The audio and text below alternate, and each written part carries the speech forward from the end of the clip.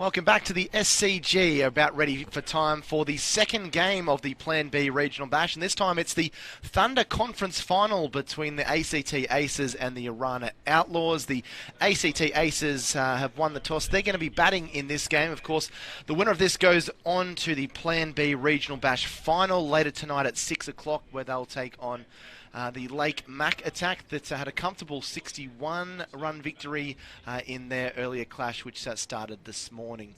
Jenna Purcell is alongside me in commentary. Good afternoon to you, Jenna. An exciting game for these two sides. One of the sides going to be making the long trip back home in a couple of hours, but I guess both of them are hoping that they can do enough to get through to the final at 6 o'clock tonight.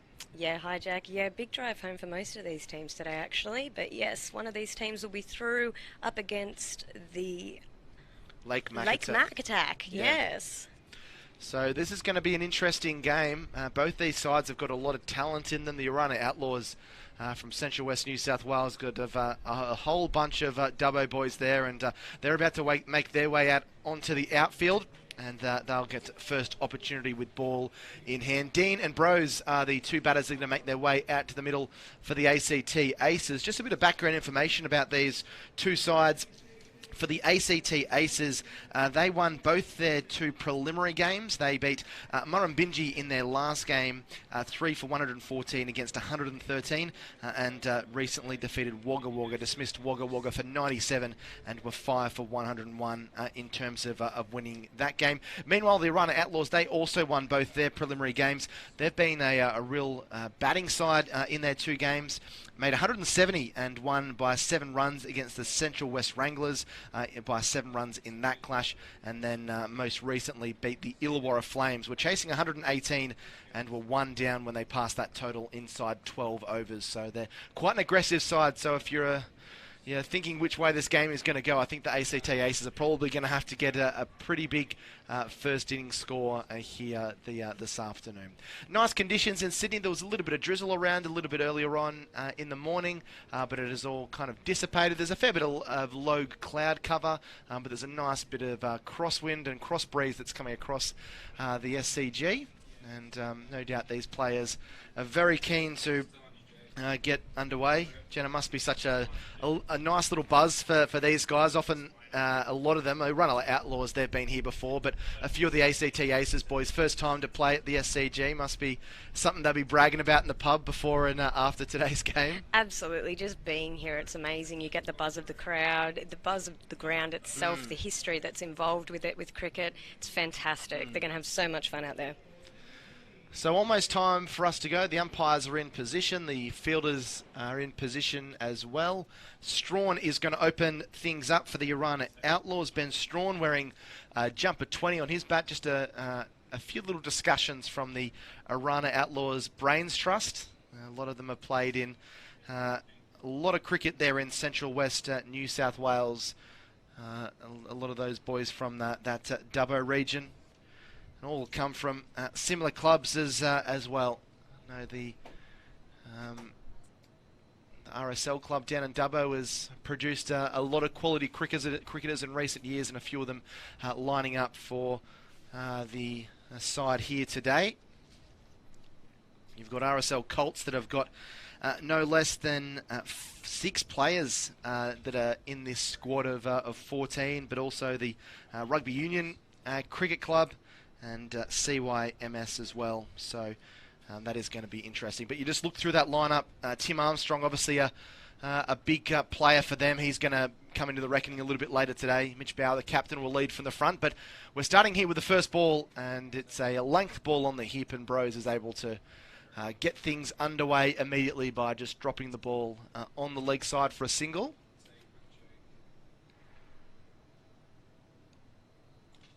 We've got Blake, John O'Dean out there, Jack, and Nick Bros, who are both from Western District, together.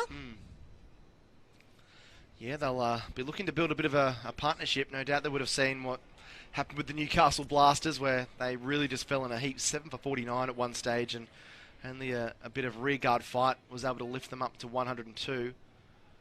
I've had one game where the side batting first has won. It'll be interesting to see if that's the case in this game as well, as Dean is forward and defending.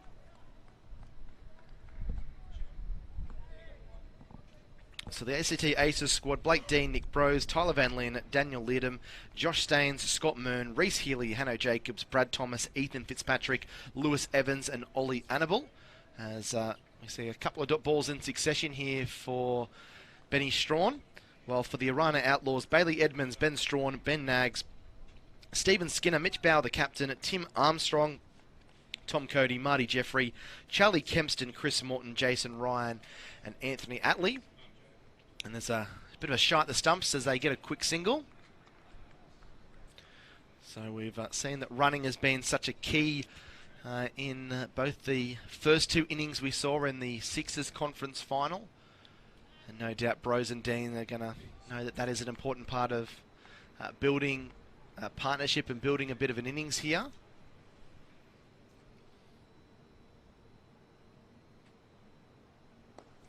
It's a nice shot on the up. He just lent on that, did Brose. It's going to beat everyone, in fact, I think, or it's just been flicked back inside. That's a good piece of fielding out there on the rope, and they'll come back for three. That looked like, for all money, going to reach the boundary.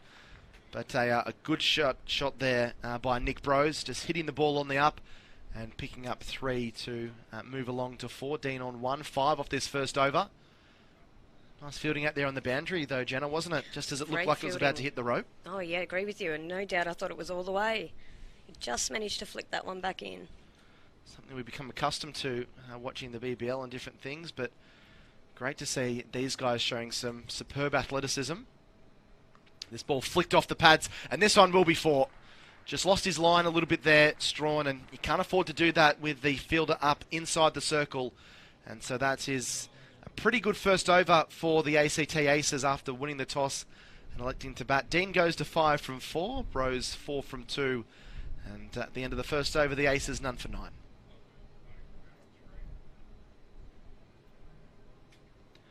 So, Jenna, I believe this is your first regional Big Bash doing commentary. What have you made of the tournament so far? I guess the match before and what you've seen so far in the first over here in this clash. It's a fantastic tournament. Really love the chance for these regional guys to get a go, and especially out here in the SCG.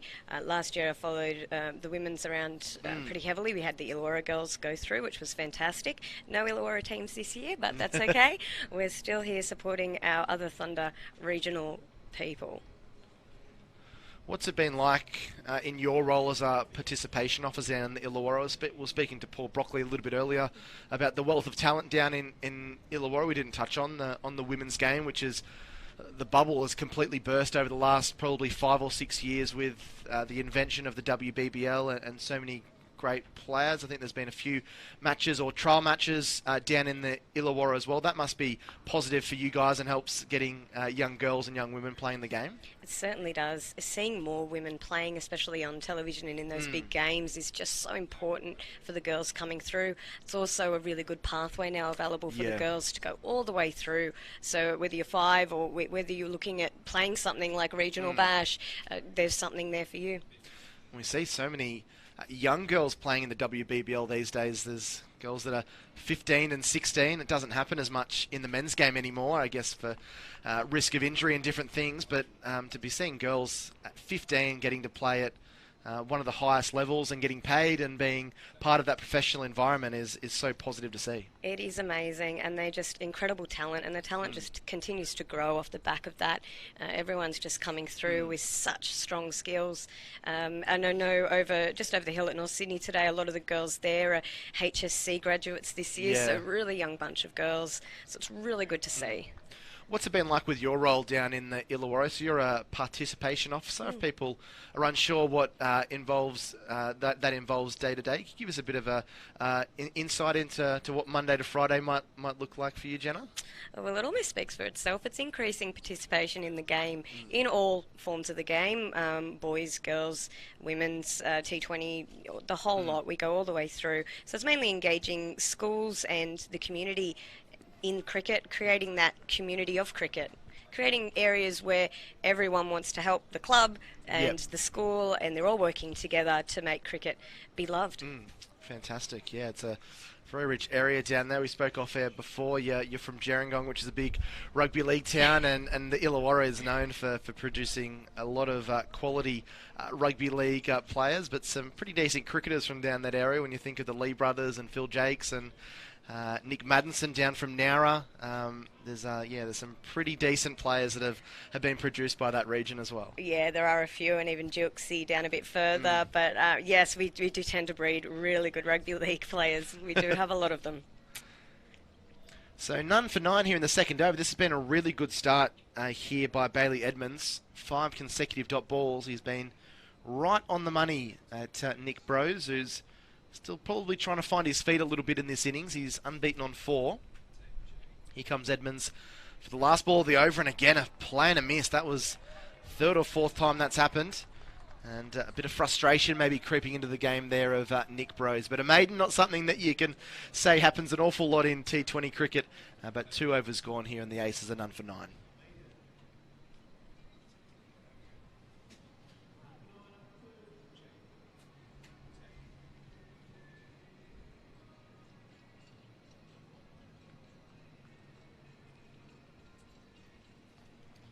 So Tyler Van Leeuwen, Daniel Leardom and Josh Staines, the next 3 batters for the Aces. They'll be looking to just build a bit of a platform here for those middle order players to maybe get to tee off in the second half of the innings. But it will be Strawn to continue. His first over went for 9, and this ball has gone straight up down the ground. It's just going to evade the 2 fielders running back there. Just kind of lumps in the outfield. And although not utterly convincingly, Dean is able to pick up 2 more and move to 7.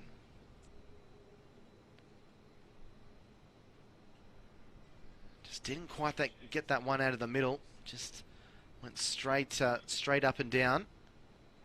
And this ball has been attempted by Dean to flick around the corner. He doesn't connect.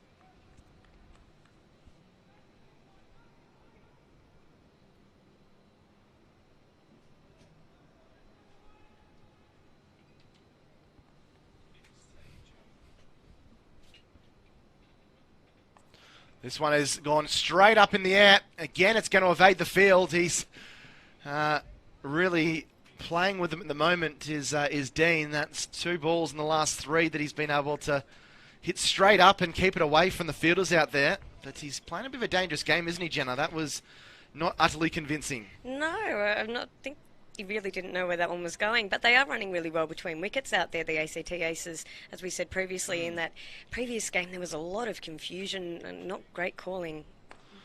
This is a better shot. That's a lovely lofted off drive, going down towards the boundary, and that's 4. It was a gallant chase down there by Anthony Atley. Showed some pace, but he was never reeling that one in, and that's probably the shot of the innings so far. Dean finally getting one in the middle, and when he does, you can see how quickly it raced to the fence. He's gone to 13 from just the 8 deliveries.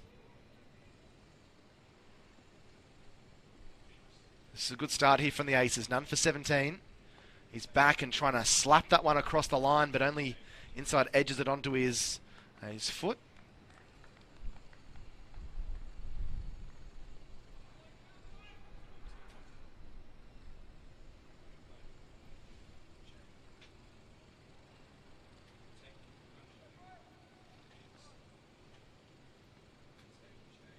Strawn in, and he's hit this one firmly. His batting partner in Nick Brose had to duck to make sure that he didn't cop one in the helmet. That was well timed, albeit a little bit uppishly.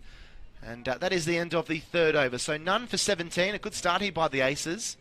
Nick Brose is 4 off 8. Dean is 13 from 10. And Strawn has been expensive with his first 2 overs at the bowling crease. 2 overs, none for 17 from him. All the runs have come from that end of the ground.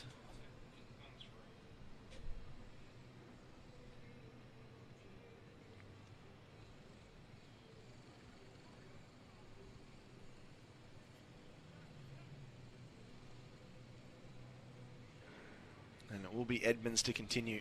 Bowled a really good line and length in the first over to Nick Brose, and that battle is going to continue once again.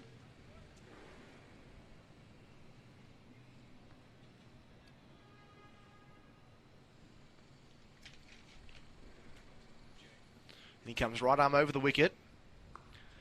Bros is able to get bat on this one and halfway down the track, and he would have been gone if that had hit. He was very nonchalant in trying to get back to his crease there.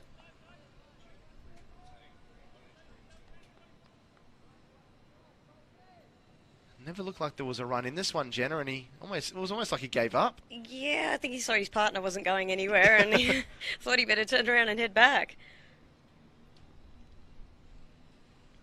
So 9 balls now for Bros. He was 4 off 3.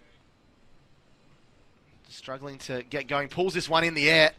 Again, unconvincing, but he gets it out into the deep, and he'll be able to get 2 runs for this. Both these batters probably still looking for their timing and trying to get the hand-eye coordination working. Imagine a fair bit of nerves trudging out to the middle of the SCG as well. Getting used to that can take a little while, but they've chanced their arm, and it's got them to none for 19 here in the 4th over, so certainly not the worst start we've ever seen to a T20 game. Back and looking to cut that through the offside. And again, Edmonds is able to beat that outside edge there of Bros. Just didn't move the feet there at all, Jenna, did he? Just kind of got a little bit caught on the crease. He did. I think he tied him up a little bit there.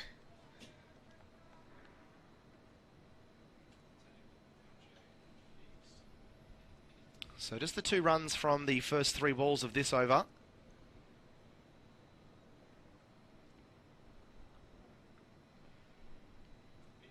Just the 2 men outside the circle as it is in the power play. He finally gets onto this one, but picks out the 1 man out in the deep, the sweeper.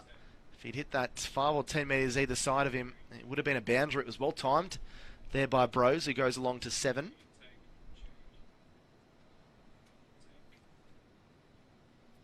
So very overcast conditions here in Sydney today. There was a little bit of rain around early this morning before the first game between Lake Macatac and the Newcastle Blasters, but that soon dissipated about 30 minutes or so before the first ball was bowled.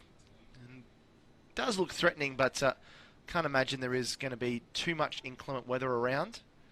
Fairly high cloud cover at the moment as Dean faces up. And there's a big appeal for LBW. That's flicked the pad and it's racing down towards that fine leg rope. And they'll come back for 2. This will go down as leg byes, I imagine. No, it's going to go down as runs. So a little edge, inside edge onto the pad there from Dean, and his innings continues to build. So maybe that was the thing that saved him from the LBW decision there. Just getting a little bit of bat on it. He's gone to 15, and Dean is starting to look like he might be the danger man here. 5 from this over. Last ball of the 4th over. Edmonds pitches up, and that's a beautiful ball. Cut him in half. That was a magnificent delivery as it seemed to swing right back. Went in between the bat and the pad. So a little bit of seam movement and still a little bit of swing around in these early stages here, Jenna. Yeah, I think Bose and Dean are probably needing to find their feet a little bit faster here. I think we're 4 overs deep. They're probably looking to put a few more runs on that board, but that bowling has been really, really great from the Outlaws. Yeah, they've been pretty much on the money since ball 1. But as Jenna said, yeah, that run rate just a touch above 5 and over. 5.25 is that run rate at the moment. And considering we're in the power play, they'd be hoping these next 2 overs they might be able to have an over where they can pick up 9 or 10 runs from it. Hasn't been through lack of trying. They just haven't been able to get the ball off the meat of the bat just quite yet. But it will be Bros that will be facing up. He's on 7.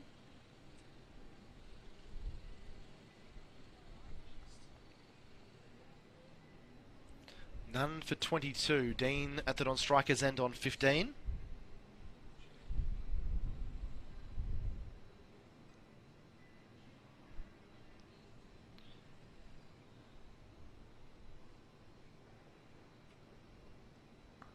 Forward and driving this one.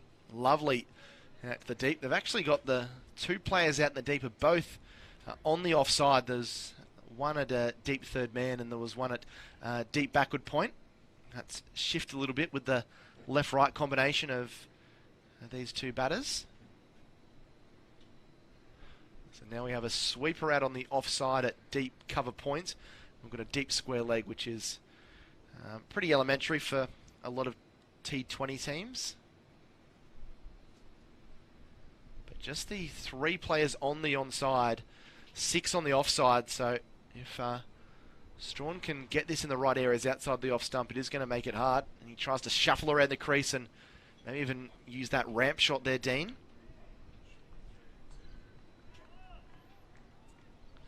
I think he showed his hand a little bit too quickly there, Jenna. It looks like he was trying to dig a hole there. Yeah, he was trying to find the right spot, though. He's found that space. He knows where he needs to go.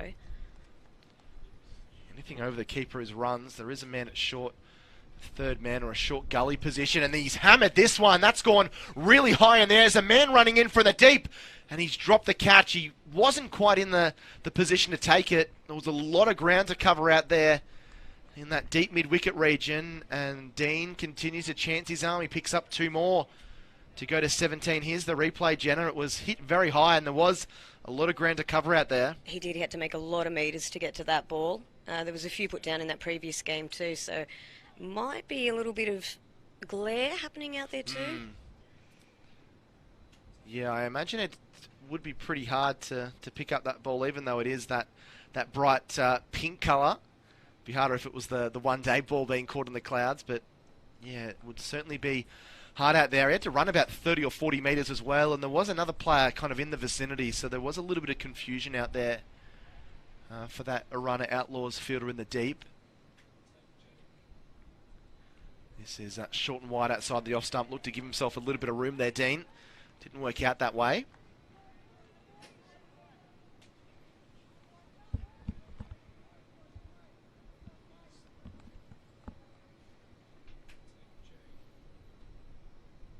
Drawn wide of the off stump, hit over the top, was well struck. I think it might have even taken the hand of one of the fielders out there.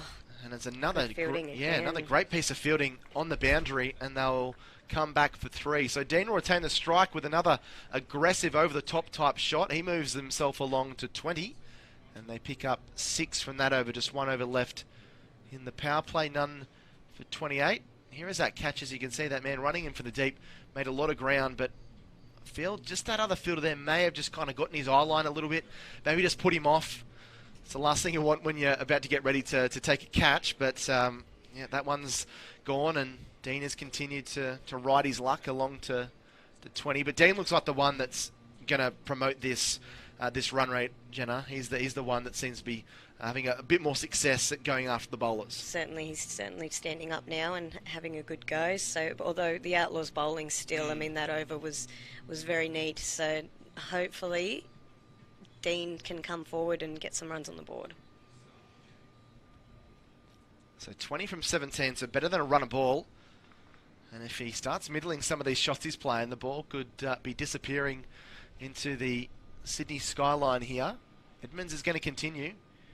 He's got none for 5 off his 2 overs, and he's hammered this. That's a beautiful lofted straight drive, a couple of bounces, and smashes into the sight screen for 4. That's more the shots that Dean wants to be playing. He moves himself along to 24, Blake Dean.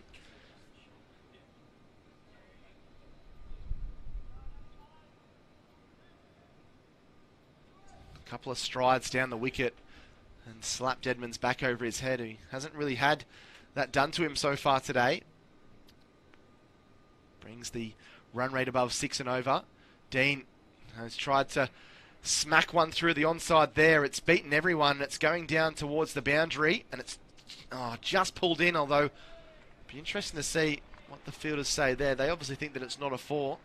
Very hard for us to see at the other end of the ground, but it is just going to go down as 3 byes. So 7 runs off the first 2 balls. Jenna, this has put him in good stead for a big over here. They can get 14 or 15. That would really help them. Certainly would. Yeah, no, Dean, that first shot was absolutely fantastic from Dean. Edmonds has been bowling really well, though, so this is going to be quite a big, expensive over for him, perhaps. So that run rate has gone from 5.2 to 6.6 in the space of a couple of overs. Edmonds short. This ball skied straight in the air. This should be taken behind the stumps, and it is. And that is the end of Nick Brose, who, it must be said, struggled a little bit out in the middle, trying to get a move on, and he skied the ball and was comfortably taken. So he departs for 8. The first wicket falls at 35. Probably not what they wanted, Jenna, but trying to keep that run rate moving across. Yeah, I think perhaps Burrows was just a bit frustrated out there, wanted to get some good shots and some runs happening there, but that's just gone straight up neatly into that keeper's gloves. Always let the keeper take those ones with their good big gloves on. Yeah, that was a pretty easy one in the end. So comfortably taken there by Jason Ryan behind the stumps, and he gets his first catch of the day. So what we thought might have been a big over has ended up being quite a good one so far here for the Orana Outlaws. They pick up their first wicket, and it means that Tyler Van Leeuwen makes his way to the middle at number 3. Tall, powerful batsman that has had a bit of a platform built for him. 1 for 35. Just 3 balls left in the power play.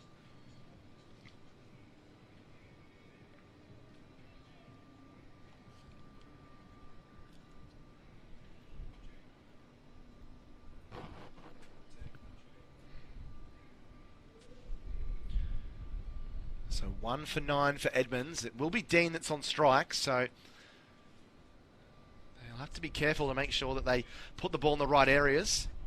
Works this one onto the onside and will collect a single, although Van Leeuwen had to get on his bike there. Guilty of a little bit of ball watching. And Dean picks up a single to go along to 25. 1 for 36.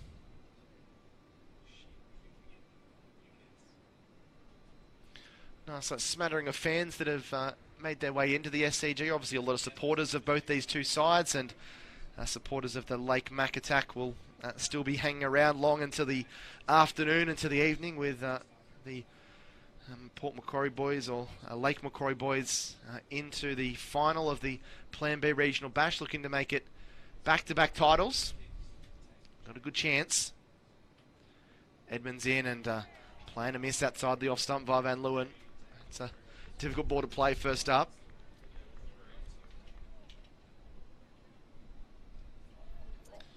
Yeah, it's a very good ball. And a few smiles behind the stumps from Jason Ryan and a couple of the slips fielders. Van Leeuwen, I think, will be relieved that he's got that one out of the way. That was a corker. First ball up. This is the last ball of the power play, the last ball of the 6th over. He's forward and defending onto the offside, and that will complete the over. So, end up being quite a good one there for the Orana Outlaws. Only the 8 runs from it, including a wicket. And is Brose, who was the man to go. Caught Ryan, bowled Edmonds for 8. And Edmonds has bowled 3 overs, 1 for 10. Dean, 25 unbeaten from 20. Van Leeuwen yet to score from his 2 balls, 1 for 36 after 6. Who do you say has got the advantage at this stage, Jenna? 6 runs per over being scored by the Aces, but the Outlaws have kept them in check so far. Well, the Outlaws bowling was really tight there at the beginning there, Jack, but I think Dean's found his feet now, and I think he could be the danger here.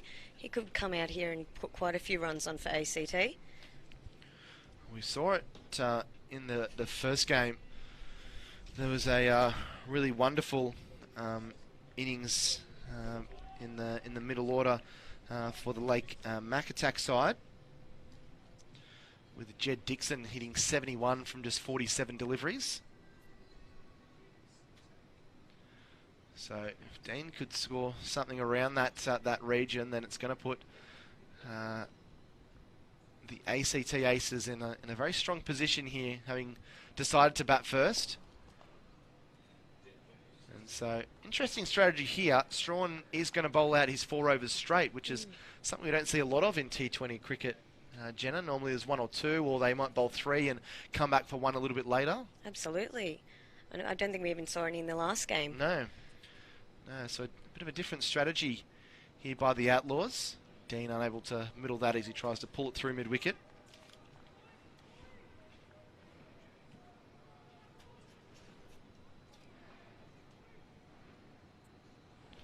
Mitch Bauer, the captain for the Orana Outlaws, so got his own ideas about how he thinks this match is going to go. And that ball is hammered out through that mid-wicket region. That's a really nice shot, and it's going to go for 4. It was a gallant attempt on the boundary out there by Tim Armstrong. He made good ground, but that ball was really travelling. And again, Blake Dean proving that What a dangerous little player he can be out there. He got his hands to it, but just ended up bouncing between the legs. That was a tough one.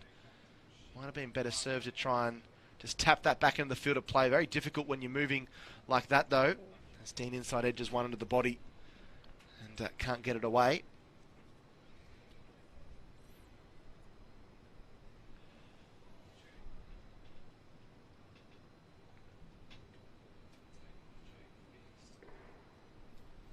So 3 dot balls out of 4. Just that one boundary in this over here from Strawn. And this is a beautiful shot. That is fantastic. One bounce into the fence for 4. Just rocked back and cracked that over mid-wicket. That was hit extremely hard there by Blake Dean. He's looking an ominous touchdowner. Oh, that was a fantastic shot from Dean, and that's what we need to see a bit more of him. 8 from this over, and Dean has raced to 33 from just 25. The opener putting the Aces in a decent position here. That run rate 6.4 runs per over. And he's done it again. This time he's driven hard and forcefully down the ground. It's going to be cut off inside the boundary, but Dean will pick up 2 more. And that's a really good way to finish the over. 10 runs coming off the last 4 deliveries. Dean moves to 35, and at the 7 over mark, it is the ACT Aces 1 for 46. Here's a replay of that first boundary. Maybe a little bit lucky to get that, but the second one, there was no luck involved at all. Hit it really nicely right out of the sweet spot of the willow, and one bounce crashed into the advertising boardings for 4. So Bro's the one player to have been dismissed so far this afternoon. He was caught. Ryan bowled Edmonds. And Edmonds is going to be bowled out as well. So this interesting strategy by Mitch Bauer is set to continue. No surprise to see Edmonds finishing his spell. 3 overs for him, 1 for 10. If you can keep it around the 5 or 6 runs in this over mark, it's been a very good spell of bowling from him. And again, a great ball that just moves away at the last moment, just leaves Van Leeuwen hanging his bat out there. He hasn't found it easy. The left-hander, that natural angle across is just troubling him a little bit.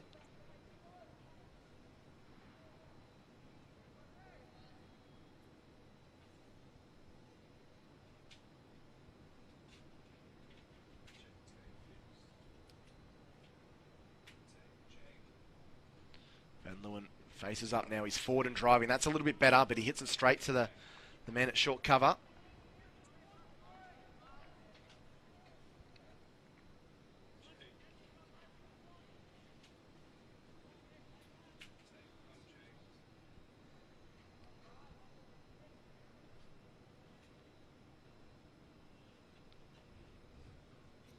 It's a good start here from Edmonds. Couple of dot balls. Full and driving this time is Van Leeuwen, and he will get off the mark. That was good cricket, good positive cricket, getting on the front foot and punching that one down the ground. I think he'd be relieved to get off the mark there. Yeah. He looked a little bit nervous, a little bit hesitant out there, Van Leeuwen. Yeah, what do they say? The safest place for a batsman to be is at the non-striker's end. So, yeah, I'm sure he's relieved and would be happy to be a viewer in this innings of Dean, and hopefully see him hit a couple of big shots here. He's moved his way to 35 from 26.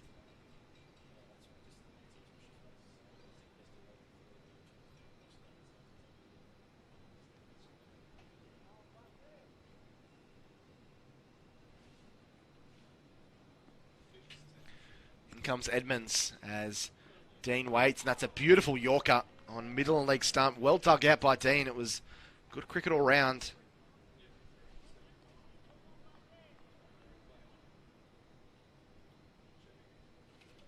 Yeah, this has been a really inspired spell here from Bailey Edmonds from the CYMS club in Dubbo. Keeping his side well and truly in this contest. That run rate at just 6.1 runs per over. Just a bit of a delay as Dean gets set once again. Just 1 run from these first 4 deliveries. Very tidy bowling, and Dean is able to flick that off the pads. He's found the gap out there in the deep. He'll be able to get 2 off this. That is a really good cricket shot. Just straight a little bit, not even onto leg stump there, Edmonds, just onto that middle stump line, and Dean was able to flick it around, and his placement was very good. Was a good shot. That outfielder there's very quick, I've noticed. He's been picking up those boundaries. Yeah, it's a big ground at the SCG, but it's like a bowling green down there. It really does race. Very flat and short grass. Edmonds' last ball of his spell, and Dean advances and thumps that one down the ground, and probably content just to pick up a single and fend Edmonds off. He finishes a fantastic spell of bowling, 1 for 14 from 4 overs, and gets congratulations from his teammates, and rightfully so. Strawn also finished his 4 overs, none for 33. So 8 overs gone. The 50 up now for the ACT Aces. Van Leeuwen on 1, Dean on 38, and Leerdam, Staines and Mern, the next 3 scheduled batsmen to come in for the ACT side.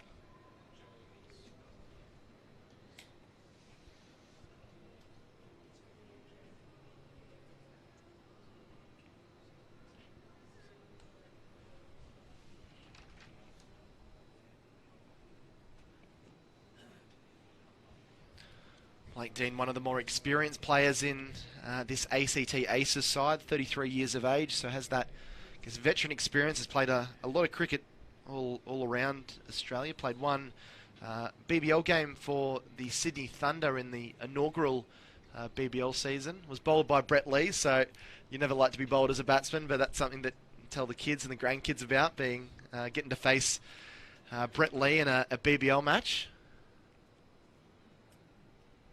He spent a couple of seasons not too far from here, David Phillips South Oval with the University of New South Wales Cricket Club. But now he's doing his thing with the ACT Aces here in this Plan B Regional Bash. He faces up here to Nags, who starts and flicked in the air, and there was a great opportunity for an athletic catch there. And Dean is going to come back and collect 2, so he moves along to 40. We'll get a replay on this. Felt the fielder there maybe just jumped a little bit too early. Seemed like he was coming down as the ball was going up. I think his jump was fine. It was just one of those ones. They either stick or they don't, Jenna, but that's a missed opportunity. That's a very tricky catch, though. I'll give that to him. That's just gone probably just outside his really comfortable reach. Oh, and Dean, how tricky is that? Is that no ball as well, I think, and he's ramped that down towards the boundary for 4. So it's been given 4. Just waiting to see if the umpire has signalled a no ball as well. But it was a very good shot, yeah, so it's a no ball, so it's going to be a free hit as well. So this is not the start that Nags would have wanted. Could have potentially had a wicket first ball, and now he's conceded 5 off 1 ball, and the free hit coming up to Dean, who's in ominous touch. He's 44 not out, and he crunches that one to mid-wicket, and he doesn't get anything from it. So that was well bowled. I'm sure Blake Dean would want that one back again. Short of a length on the stumps. He was maybe eyeing up to hit that into the Bill O'Reilly stand on that short boundary on the one side. And he's hit that one nicely. Nearly took out his teammate in the process down towards the boundary. And he's going to get 4. That was a brilliant shot. He just keeps going from strength to strength. Does Blake Dean. Took a couple of strides down the wicket. And that was an exquisite on drive, which went for 4. It was a gallant dive out in the deep once more. I think that was Chris Morton out there, but he couldn't reel that one in. And Dean's gone to 48 from just 33, Jenna. Oh, Dean's having a fantastic time out there now. He's playing some really, really great shots. And the guys have done a fantastic job on the ground, so it's running really fast out there. Straight over for 4. 11 off the over as well, and still 3 balls remaining. So this is the big over I think the Aces have been looking for. He comes here and he ramps this one over the top as well. There's no one in Cooey of that. That's going to be 4 more. And this is quite a baptism of fire that Ben Nags has been given since coming here, and that brings up the 50 for Dean. Just 34 balls, a couple of really innovative and really classy cricket shots, and the second time this over, Jenna, we've seen him shuffle across the crease and lift that ball over the infield, and with no one out there, even if he doesn't get all of it, he's going to get 2 or 3 at the very least. It's so clever, these ramp shots that he's putting in, the timing on that. 52 off 34, that is fantastic batting there from Dean. He may be the one to carry this team through. Yeah, well, he scored 52 out of 65. It's really remarkable, the amount of runs of the team that he's got. That run rate up to a very healthy 7.5 and over. 4-0 ball, .44. What does Nags have up his sleeve here? Dean flicks this one off the hip. He's got that one in the gap as well, going down towards the boundary. And he'll pick up 2 more. Well, it's like he's playing backyard cricket against kids at the moment. Blake Dean, he is doing it easy out there, moves along to 54. He's showing a lot of confidence now. He's certainly found his feet, got his eye in, ready to play some good shots.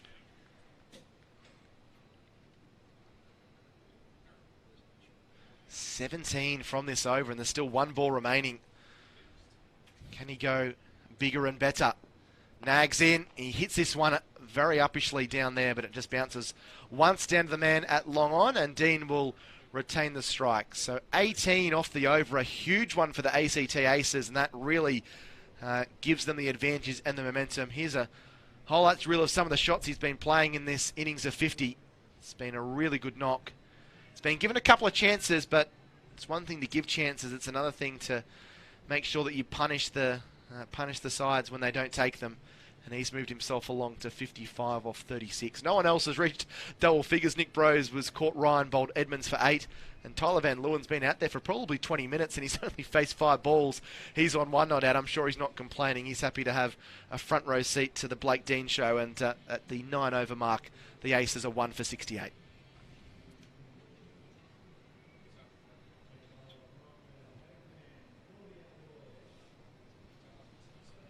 So a bowling change here. Stephen Skinner is coming into the attack.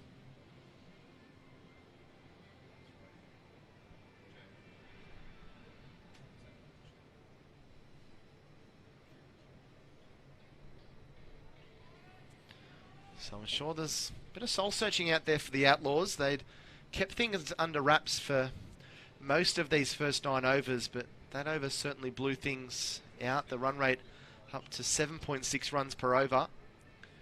Another over like that, or an over that they concede 10 or 12, all of a sudden that run rate's heading north and is up over 8 and over. Only 1 down as well, so they've laid a pretty good platform here, the Aces, but as Jenna mentioned, I think Dean is the key here. If they can get the wicket of him, it might change things. As Skinner comes in and Dean clips this one off the pads again into a gap there and backward a square leg, and he just trundles through easily for 2. He's toying with the Orana Outlaws fielders at the moment.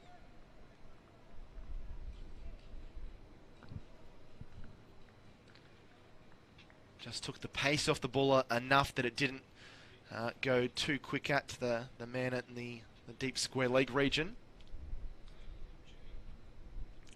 He gets in position and almost bowled there. Thought that was going to come back to bite him. He shuffled right across onto the offside. A little bit too early, I think, really, as well. Yeah, he's moved across really early there. I think if he did hit it, he might have actually dragged it back onto his stumps. So he's probably fortunate that he didn't hit that one. Dean taking some chances. He now is trying to free the arms and hammer that one over mid-wicket, and he misses. You'd think it's the 19th over at the moment, the way things are going with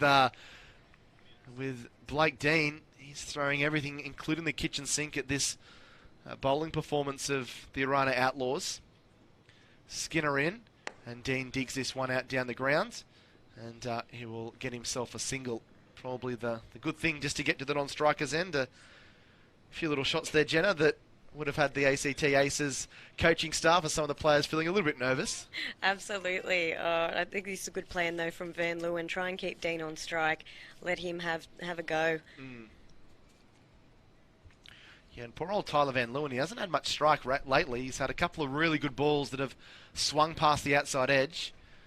So I'm sure he might just be looking just to knock it around the park and just pick up the ones for the time being.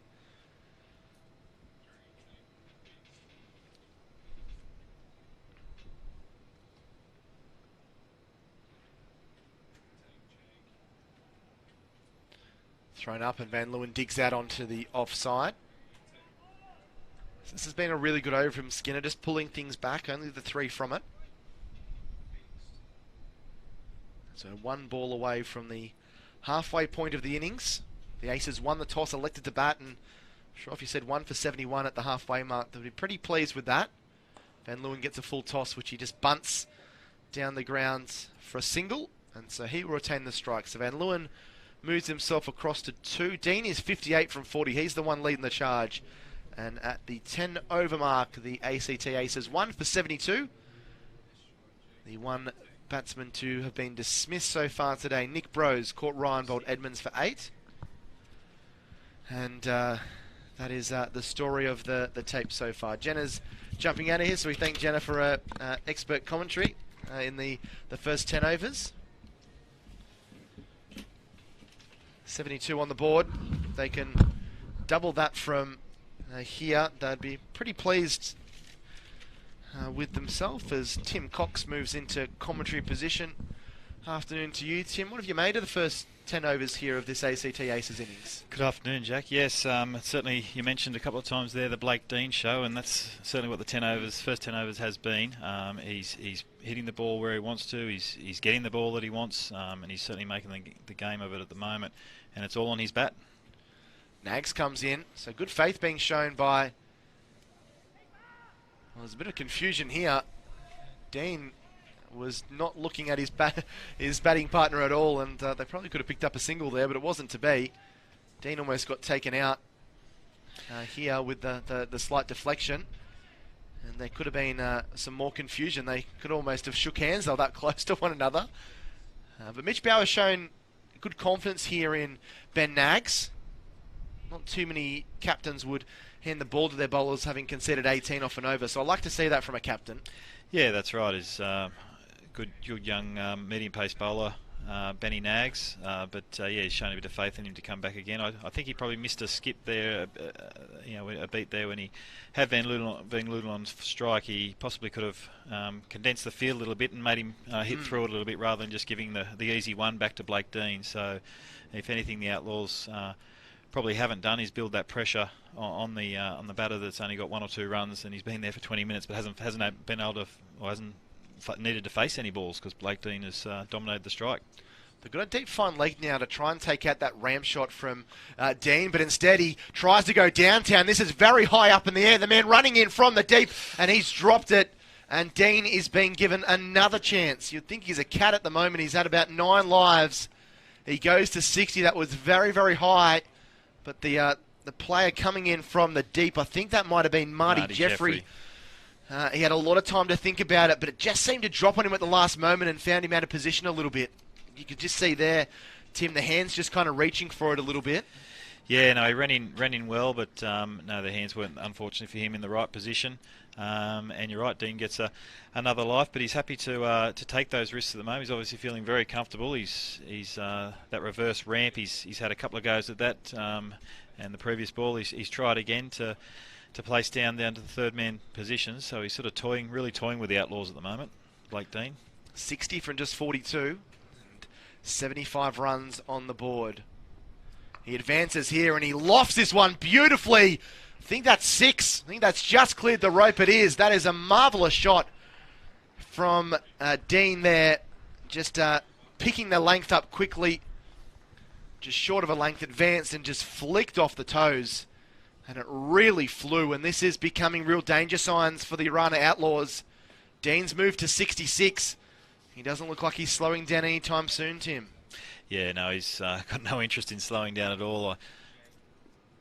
He's here again and just chopping that one down to the gully third man region and picking up a single. So that means he'll retain the strike. So a very good over there. Again, 10 coming from it. Nag started well, but unfortunately conceded 10 from that over. 11 overs gone, 1 for 82. And that run rate, Tim, just starting to creep up towards the 8 runs per over, which is probably where the Aces are wanted at this stage of the innings. Yeah, no, that's right. I think it's all on his bat now. If he bats another couple of overs, that 150 plus mark is certainly very, very realistic. What he is doing to the young Outlaws bowlers is he's moving around the crease very well, so he's actually putting a little bit of panic in the Outlaws and putting them off their plans. The Outlaws probably need to go back to the basics a little bit and just sort of aim for those three sticks there in the middle of the wicket and try and hit them and rather than try and follow what Blake Dean's doing. But at the moment, yeah, he's just running the game. He's played very smart cricket because with these ramp shots that he's played, he's not only got runs, but now they've had to drag a fielder out of somewhere else to put and plug that position, which leaves holes out in the field. It's a real game of cat and mouse at the moment. No, 100%, and a big job for the off spinner here, Steve Skinner, to try and... Oh, Dean has slapped him downtown. This might be out. No, it's been dropped. Oh, well, the Orana Outlaws, they couldn't catch a cold at the moment. No, young 14 or 15-year-old Tom Cody down there, unfortunately for him. Just coming on him a bit quicker than what he thought. He ran forward hard to the ball, but yeah, the hands just weren't quite ready and too hard, two-hand hands. Elbows got jammed up, you can see there, and out she popped. Steve Skinner's laughing, so he's obviously not too upset by it. And this ball's just tickled down the leg side. That is a really nice cricket show there from Van Leeuwen. And they'll come back and they'll collect 3. That's a great piece of running between this pair. Van Leeuwen's really struggled to get going today. He's been beaten by some good deliveries, but that will give him a little bit of confidence there. Although not off the bat, 3-leg buys, but always good to just get a few runs. And again, the worst possible result for the Outlaws is in Blake Dean's back on strike, so they just need to have a few consecutive balls or overs at the left-handed batsman, but they're just not getting that opportunity at the moment. Again, the start to the over, not a good one. Already 4 off the first 2 balls. Dean digs this one out and works it on to the offside out through cover for 1. So Dean goes along to 69, Van Leeuwen 3. 1 for 87 now for the Aces. Setting themselves up very, very nicely here. If they can be 1 down at that 13-14 over mark, they're really going to be able to launch in these last 5 or 6. And they'll pick up a single there as Van Leeuwen just knocks that one out to the gully region. Yeah, rotating strike now at will. Van Leeuwen getting himself into his innings, but certainly playing a nice supporting role to Blake Dean, who's certainly the enforcer. Dean waits and he chips this one over the infield. One bounce down to that man in the deep. You feel he's eventually going to become undone by hitting so many balls in the air, Tim, but he just keeps getting away with it, doesn't he? That's exactly right. He's still very keen to go airborne. I guess he's riding his luck. He's seen quite a few. The Outlaws players have put a few down, so he's happy to continue that way. So last ball of the over, and Van Leeuwen driving down the ground. They're happy to get a dot ball there, but still a pretty profitable over for them. 7 coming from it. 89 on the board, 1 down. Here are just some of the chances that Dean has given. A lot of them have been airborne. That's 2. Here's the 3rd one coming up here. Caught and bowled opportunity. Well, that wasn't Dean, but that's just some of the chances that have gone down. Here was chance number 3. Yeah, this one here, I thought, and the last one, but yeah, just a slight misjudgment there by the outfielder, and this one here, young Tom Cody. Yeah, just getting himself jammed up in the elbows and, yeah, hard hands spilled straight out, unfortunately, for the young fella. So Van Leeuwen's been dropped once. Dean has been dropped 4 times. So 5 missed opportunities for the Orana Outlaws. And that could really come back to haunt them because with 8 overs remaining, it's feasible that Dean could keep going on his merry way, Tim, and hit 3 figures here. And all of a sudden, the Aces are pushing up towards that 160, 170 mark, which as we saw in the first game, you never want to write a team off, but if you're chasing 150, 160 plus on this deck, it might be difficult to chase down. No, that's right, and it's forced a change. It's brought the experienced and there's the marquee player Tim Armstrong to bowl his first ball here to Blake Dean, who tucks it around the corner to short fine leg and gets a quick fired single. But whether Tim had planned to roll the arm over in this game, I'm not too sure, but opening the batting, playing first grade for Eastern Suburbs these days, but grew up out in Dubbo for the RSL Colts Cricket Club, and it's been great that, and obviously gone on to play some big Bash League games for two franchises in the Sydney Thunder and Perth Scorchers, and now here back in Sydney with the Eastern Suburbs Club. So he's rolling the arm over here for the Outlaws, and it's great that he's made his time available to be their marquee player. Obviously great having a player of that ability to play for you, but someone that's been part of professional setups with New South Wales, where he's represented them in a couple of List A games, and as you mentioned, the BBL must be invaluable when you got someone like him, and then like a young bloke down there as well in Tom Cody that's 14 or 15 that can be learning from that. Yeah, well, use Tom Cody as an example. He's almost playing with his idol. He would have grew up watching Tim play, and coming from Dubbo as well, he would have had a special eye on Tim Armstrong in his professional career. So it'd be a great honour for him to have a game with him at the Sydney Cricket Ground. So Dean's on 71, and again a swing and a miss outside the off stump. Armstrong's been able to get a couple of past him in these last couple of deliveries. That was a good one there. Just trying to swing across the line there, Deanie. Like a lot of the batsmen today, they like that short boundary, only 60 metres from the wicket square to where the boundary is in front of the Bill O'Reilly stands. That's where a lot of the hitting is going. And he just decides to flick that one down to short fine leg for a single. So that means that Blake Dean now has the highest individual score of the day. Moves to 72 unbeaten. That surpassed the earlier knock that we saw from the Lake Macatac's Jed Dixon. He made 71 from 47. Dean isn't too far behind, 72 from 51. And Van Leeuwen has gone the aerial route here. This one might be taken, and it is. So finally a catch is held by the Orana Outlaws. Van Leeuwen looking to really push the run rate along. Didn't get that one where he would have liked. Hit high in the bat and kind of ballooned out into the deep. So he departs, and Armstrong is the man to get the breakthrough, Tim. 2 for 92 at the completion of the 13th over. Yeah, the first time we've seen some really sort of aggression, I guess, from Van Leeuwen, and he didn't really need to play that kind of role while Blake Dean was going strong. But obviously only the 3 runs in the over so to date, so he decided to go airborne. And Chris Morton, a very accomplished outfielder, takes a safe catch, and I bet you the Outlaws are very, very happy that he did so as well after all the drops beforehand. So that removes him and breaks that very healthy partnership. Yeah, they'll be pleased to see the back of that, but they still have to deal with Dean, who's there on 72 not out, as Daniel Leardom makes his way out to the middle, playing his cricket with the Australian National University down there in the ACT competition. So will this wicket just see the momentum swing a little bit? Armstrong finishing his first over with a wicket and 3 runs off it. Skinner's 2 have gone for 8, and Ben Naggs' 2 have gone for 28. So there's been a couple of solid contributors in Edmonds. 4 overs, 1 for 14. Skinner and Armstrong, but Naggs and Strawn have been expensive. Strawn's 4 going for 33 at a tick above 8 and over. 8.25 runs per over, and Naggs' 2 costing 28 at 14 and over. Will be Skinner to continue.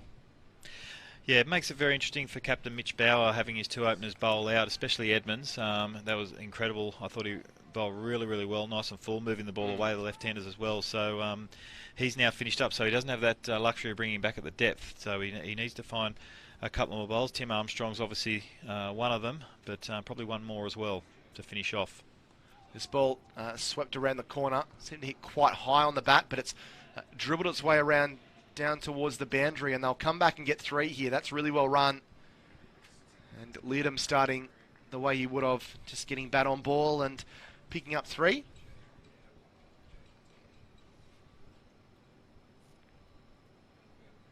Yeah, there's plenty of space there. No short fine legs, so the off spinner bowling to no short fine legs. So if he does get straight at all, there's plenty of room for runs down in that area, which that previous ball was. Dean on 72 as he faces up here to Skinner. He powers that one down to long on. And they're going to come back for a second here. And poor old youngster down there, Tom Cody, just under a bit of pressure, dropped the catch, and then just a slight little fumble there. And he who hesitates loses, and Dean is able to collect a couple. But that was really set up by Leadham there. Leadham was almost at the non-striker's end by the time the ball had even been thrown. Yeah, as soon as he saw the bobble, he was off. Leadham, fresh legs, ready to make the most of it.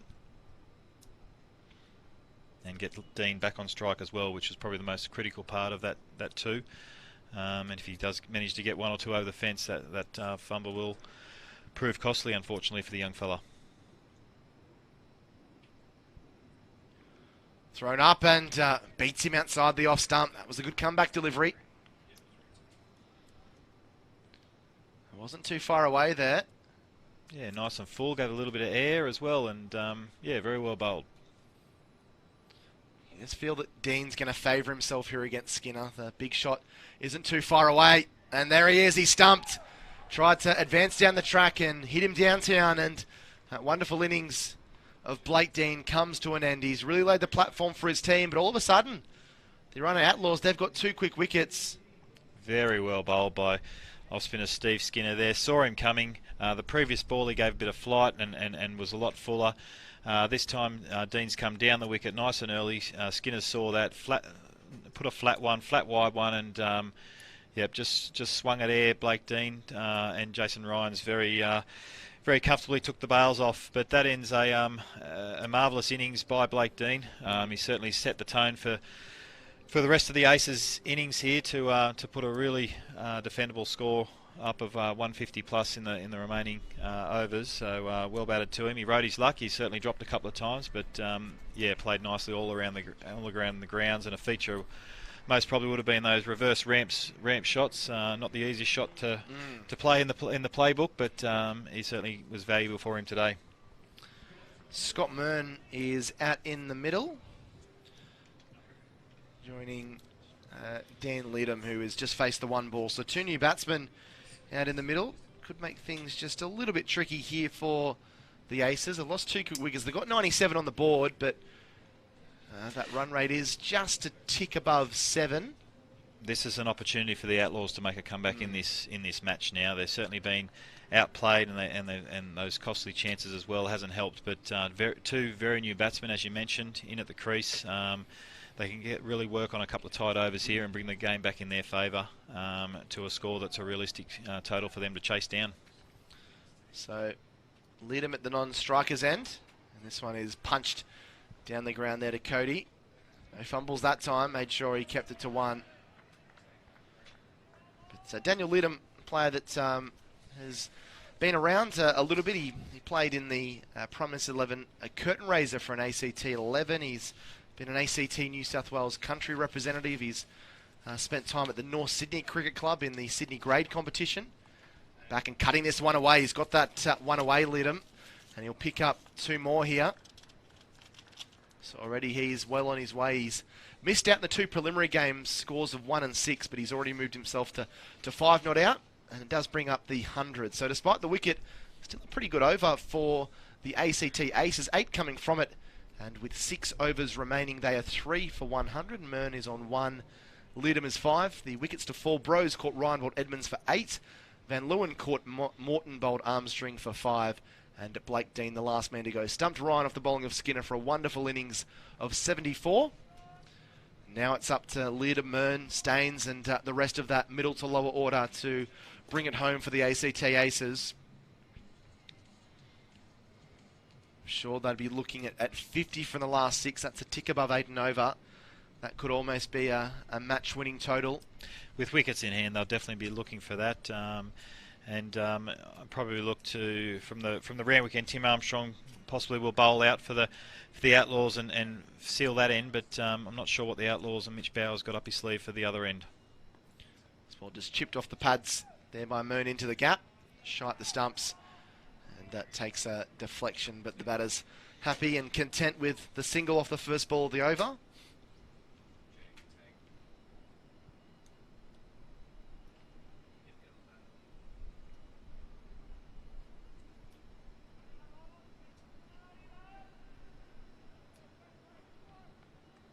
Field quite spread for Tim Armstrong with a deep point in the sweeper position, long on, long off, and a deep mid wicket down at Cow, and also the third man. So he's hedging his bets where to land it, but it's also covering that short boundary. Leadham driving on the up, but doesn't get that one. A bit of a thick outside edge as it's squeezed out to point.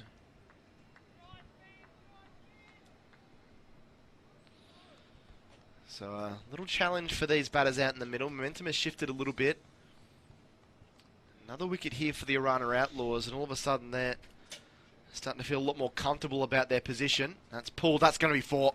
It's a poor ball, and it was put away easily by Dan Leadham. It was short, sat up, and he slapped that one back with a square leg for four.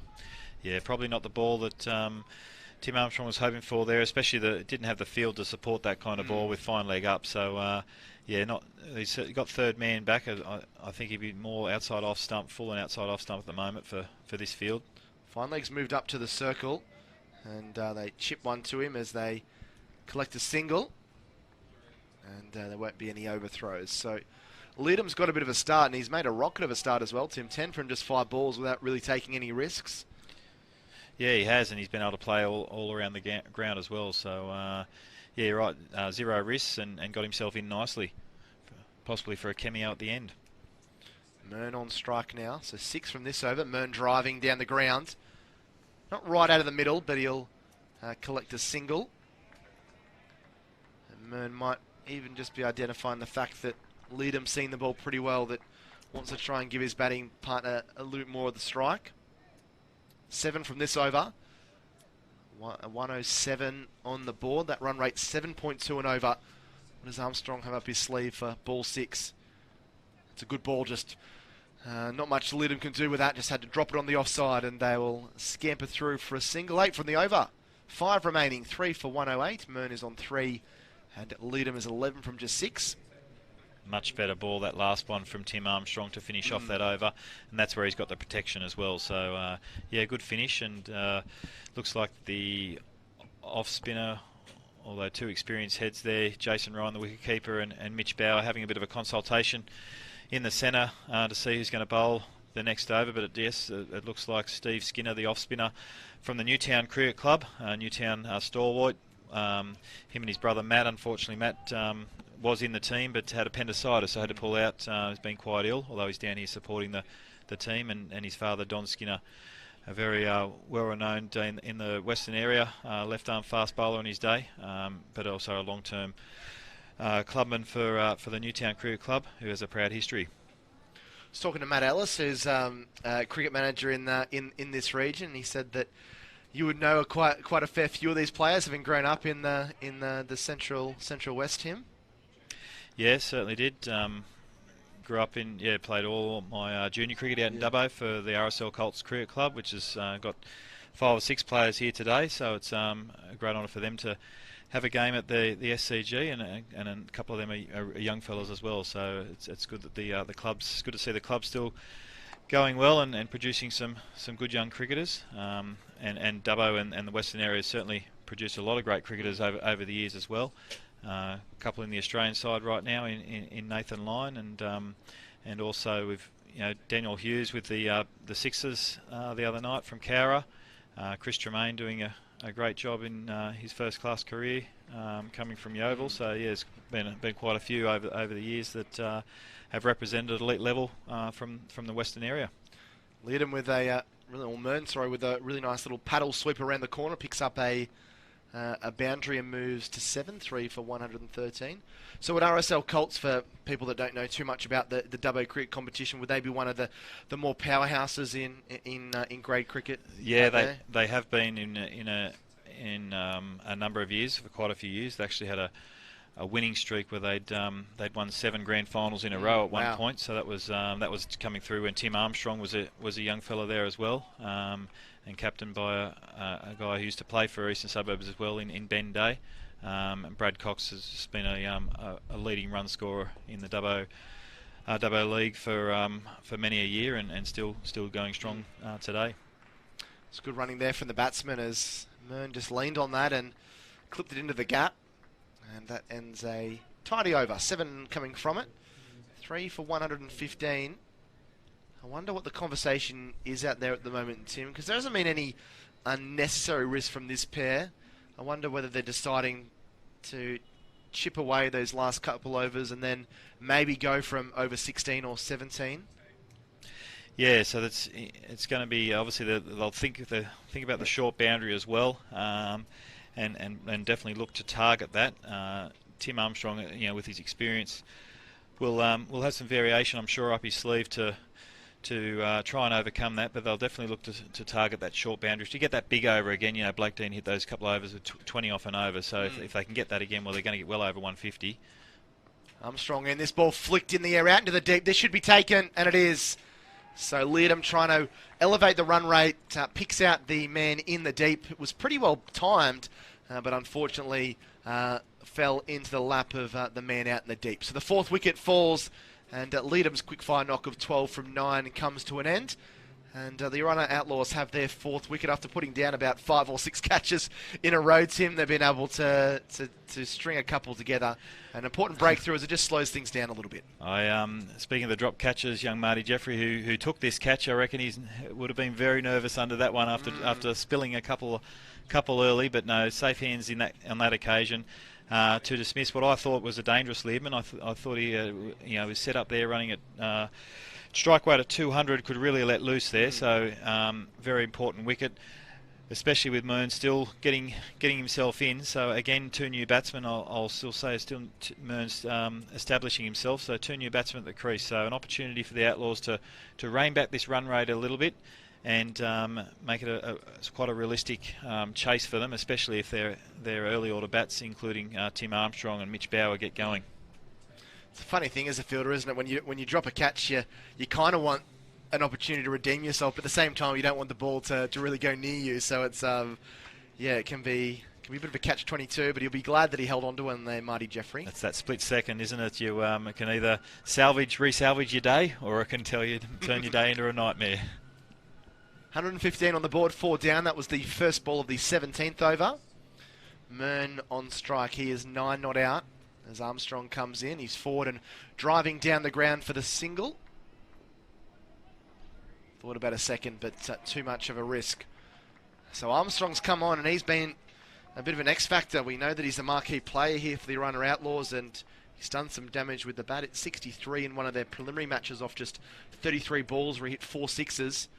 And we might see some of those fireworks a little bit later this afternoon, but he's done the damage with the ball here, 2 for 12 in the third over, and has kind of swung the momentum a little bit.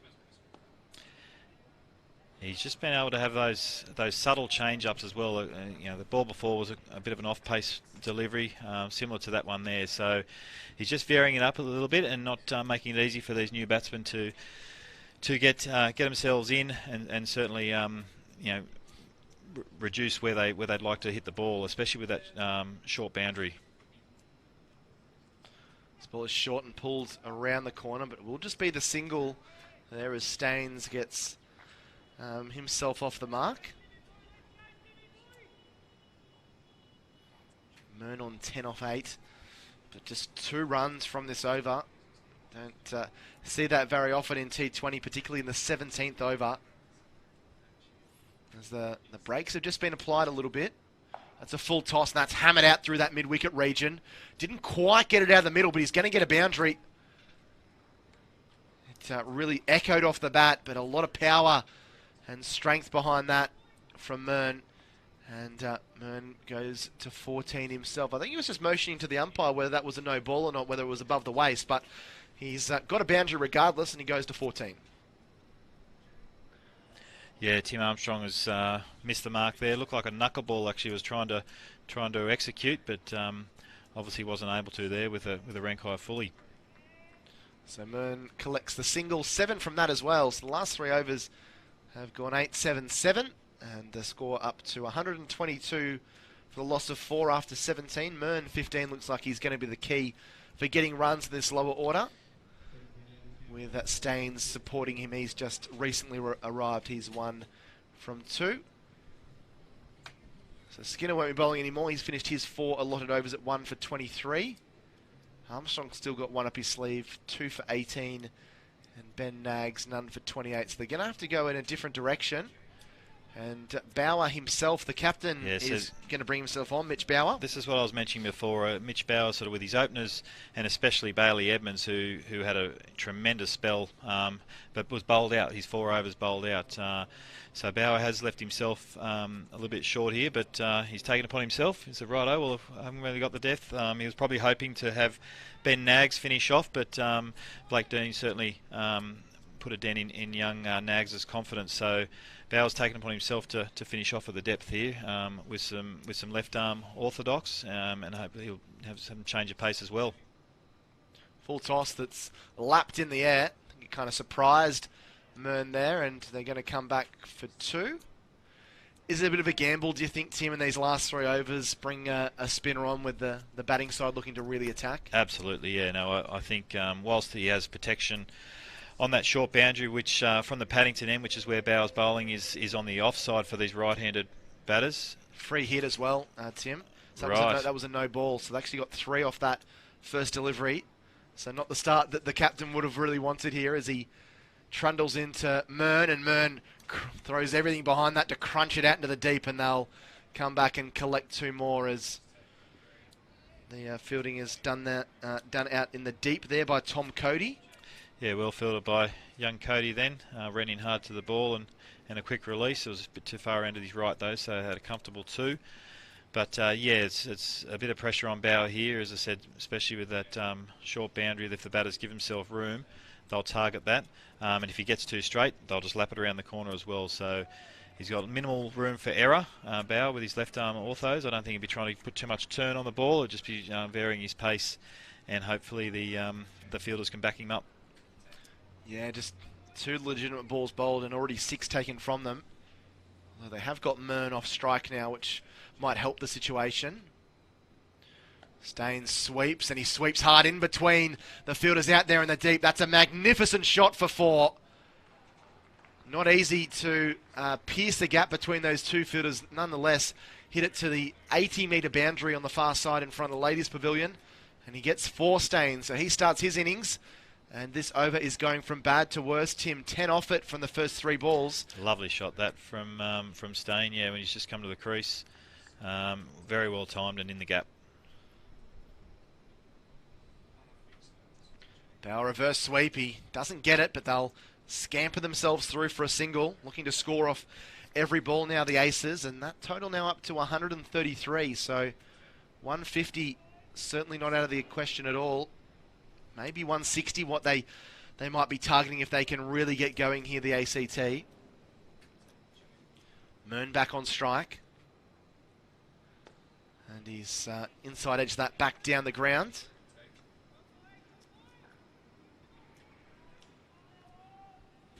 But 11 have come from this over. They'd love to finish with a flurry, the ACT. Paddled around the corner, but doesn't quite get it. Does collect the single though, Mern, and that will mean that he does retain the strike. 12 from it, a very good one for the ACT Aces. Thinking of another one of those, they will be firmly in control, but as it stands, in a very good position with 2 overs remaining. 4 for 134, Mern 21 from 15, Staines 6 from 4. The batsman dismissed. Bros caught Ryan, bowled Edmonds for 8. Van Leeuwen caught Morton, bowled Armstrong for 5. Blake Dean stumped Ryan, bowled Skinner for a wonderful 74, and Daniel Leadham, the last man to go, caught Jeffrey off the bowling of Armstrong for 12. So Armstrong will bowl his final over. He's got 2 for 18.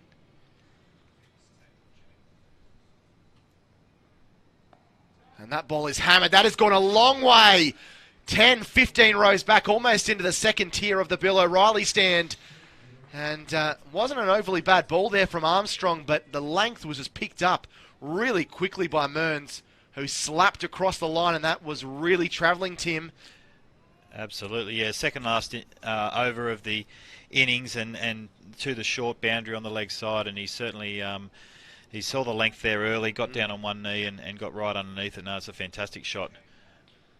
Would have liked the look of that. It's pretty nice to be able to slap the ball for 6 at the SCG and just watch the ball continue to sail into the grandstand. Especially second tier as well. He's back and he's thumping this one out through mid-wicket. That's going down towards the boundary. That's going to be 4. They're going to keep running, but I thought that was 4 there. Be interested to take a look on the replay. They got back for 3 anyway. So 9 off the first 2 balls.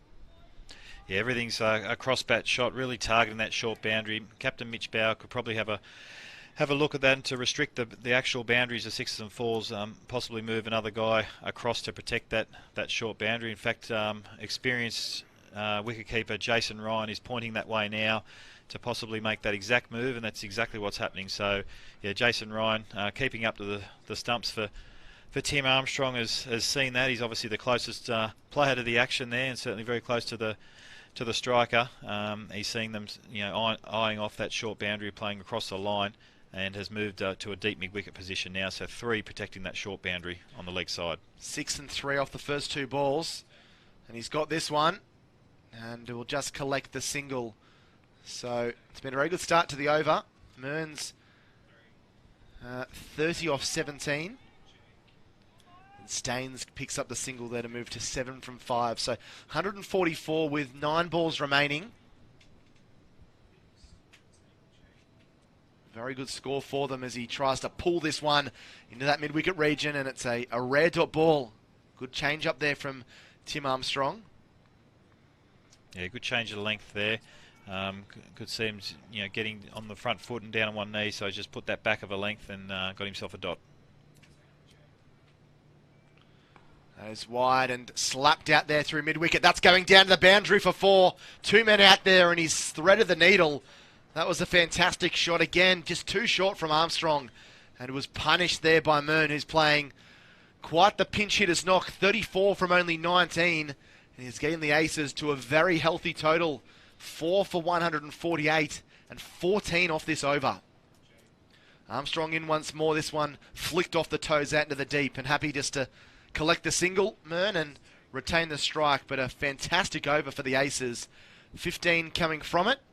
4 for 149. Mearn 35 from 20, and Staines has been supporting nicely. 7 odd out from 5 with just the 1 over remaining. So 150 is going to be achieved, rather elementary, but 160 certainly on the cards now. Absolutely, got a realistic chance of passing the successful Lake Macca tax total of 160 plus now. So that was always going to be over. The last over of the innings, bowling to the short boundary, which is from the Randwick end into the right-handers' pads, and certainly they did very well, the aces, to make the most of that.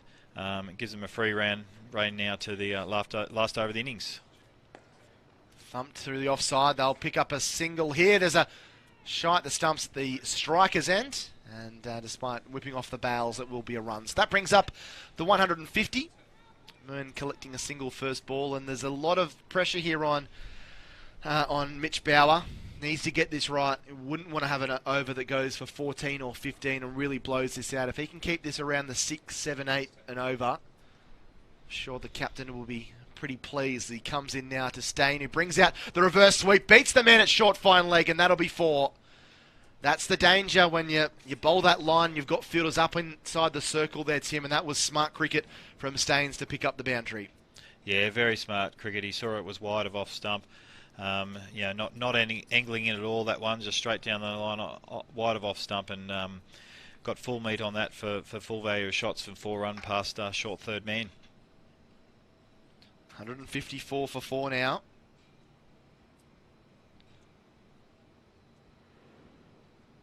In comes Bauer, and that ricochets off the pad, and they will scamper themselves through for a leg bite.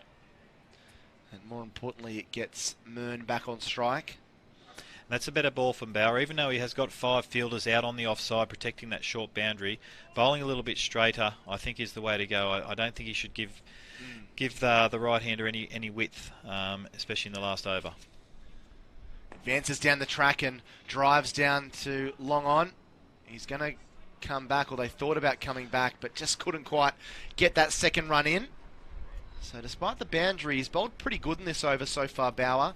7 from the first 4 balls. These next 2 become pretty pivotal, though. Staines is starting to find his groove there, unbeaten on 11.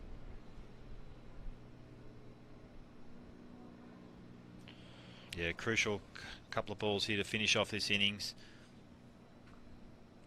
Reverse sweep and ricochets off the body onto the onside, and they come through for a single. Goes down as leg byes as well. So Mern will face the final ball of the innings. Last thing they want is no wides. Make sure you don't bowl a no ball either, because that could really hurt them. But 157 on the board. The Aces would be delighted with this batting performance. Sweeps this one in the air. There's a man out there who will not take the catch, and it goes through his hands for 4. Well, that was not the finish that they would have wanted. Trying to cover a lot of ground out there. I think that was Charlie Kempston out in the deep. Easy to lose that ball in the outfield out there, but he got both hands to it. Well, maybe not both. He got one hand to it, but tried to take the catch, and it ricocheted off the finger. Went to the boundary for 4, and that fends a very good last over there. 11 coming from it, and they finish with a very competitive 4 for 161, Tim. Yeah, young Charlie Kempston, he had the opportunity to make a name for himself with an absolute opportunity for a spectacular catch, but no, unfortunately for him, it went straight through his outstretched right hand and finished. The Aces were able to finish off with a boundary that set them a very, very competitive total of 163, which I think is almost identical to what the late Mac Attack were able to muster up in their win in the first game earlier today in the Sixers Conference final. So yeah, I think they'll be very pleased with that. The ACT Aces led off the front with Blake Dean. He got their batting lineup off to a great start with a quick fire 70 odd. Yes, he had a bit of luck, but he rode his luck. He certainly rode his luck, and but well supported through the middle there. I think Mern played a great cameo to get what he finished up with, 43 not out. They're 43 valuable runs, which will probably turn out to be the difference in this game. So just running through the scorecard quickly for the ACT Aces. Nick Brose was the first man to go. He was caught Ryan, bowled Edmonds for 8. Van Leeuwen caught Morton, bowled Armstrong for 5. Blake Dean, as Tim mentioned, a wonderful innings, 74 from 54. He lasted 60 minutes with 8 fours and a 6. He was stumped Ryan off the bowling of Skinner, and Dan Leadham, the last man to go, caught Jeffrey, bowled Armstrong for 12. And then Scotty Mern played a valuable knock, 43 from just 23, 3 fours and 2 sixes, and Staines 11 not out from 8. Gets them to 4 for 163. It's going to be a very difficult run chase. We know the Orana Outlaws, they've got the batters to do it, but the question is, can they chase down 164 to join the Lake Mac Attack in the final of the Plan B Regional Bash? Well, if you stick around, we'll see you in about 10 minutes' time, and we'll have all the action of the run chase. So don't get anywhere here on Cricket New South Wales live stream of the Plan B Regional Bash.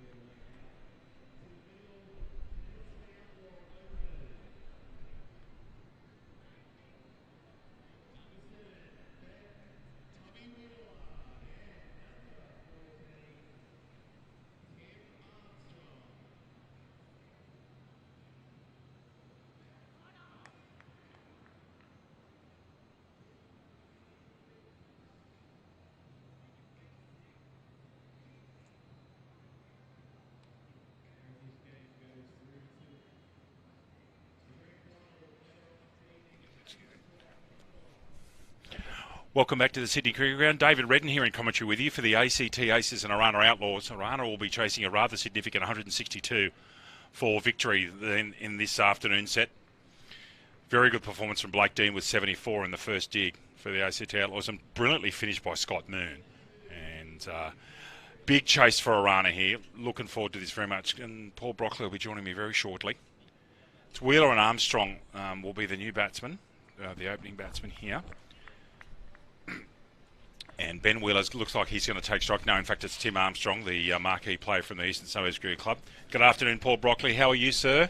I'm good, thanks, David. How are you? Welcome to the call. Thank you, Anna. Look, I'm very, very pleased to be here. I tell you, I've been doing some commentary of cricket of late. I'm up there on live streaming at home, and I commentate footy on Bar TV, so I'm really looking forward to this. It's great. It's good to see a smile on your face after this morning's result. I thought you were a little bit down after this morning's result with the Blasters.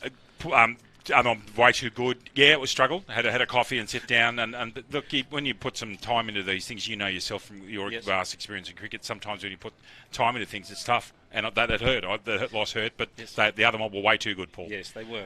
First delivery here. Ollie Annabelle, opening bowler for ACT, who was terrific in the carnival in Canberra a few weeks ago. But the first ball from Tim Armstrong gets plucked off his legs for 4 to the short boundary right in front of Paul Brockley. That was a lovely shot first ball, Paul. Lovely clip from Tim Armstrong, obviously an experienced cricketer, been right through pathways and obviously playing for WA there. Lovely clip off his legs there for 4 down to fine level of the first ball.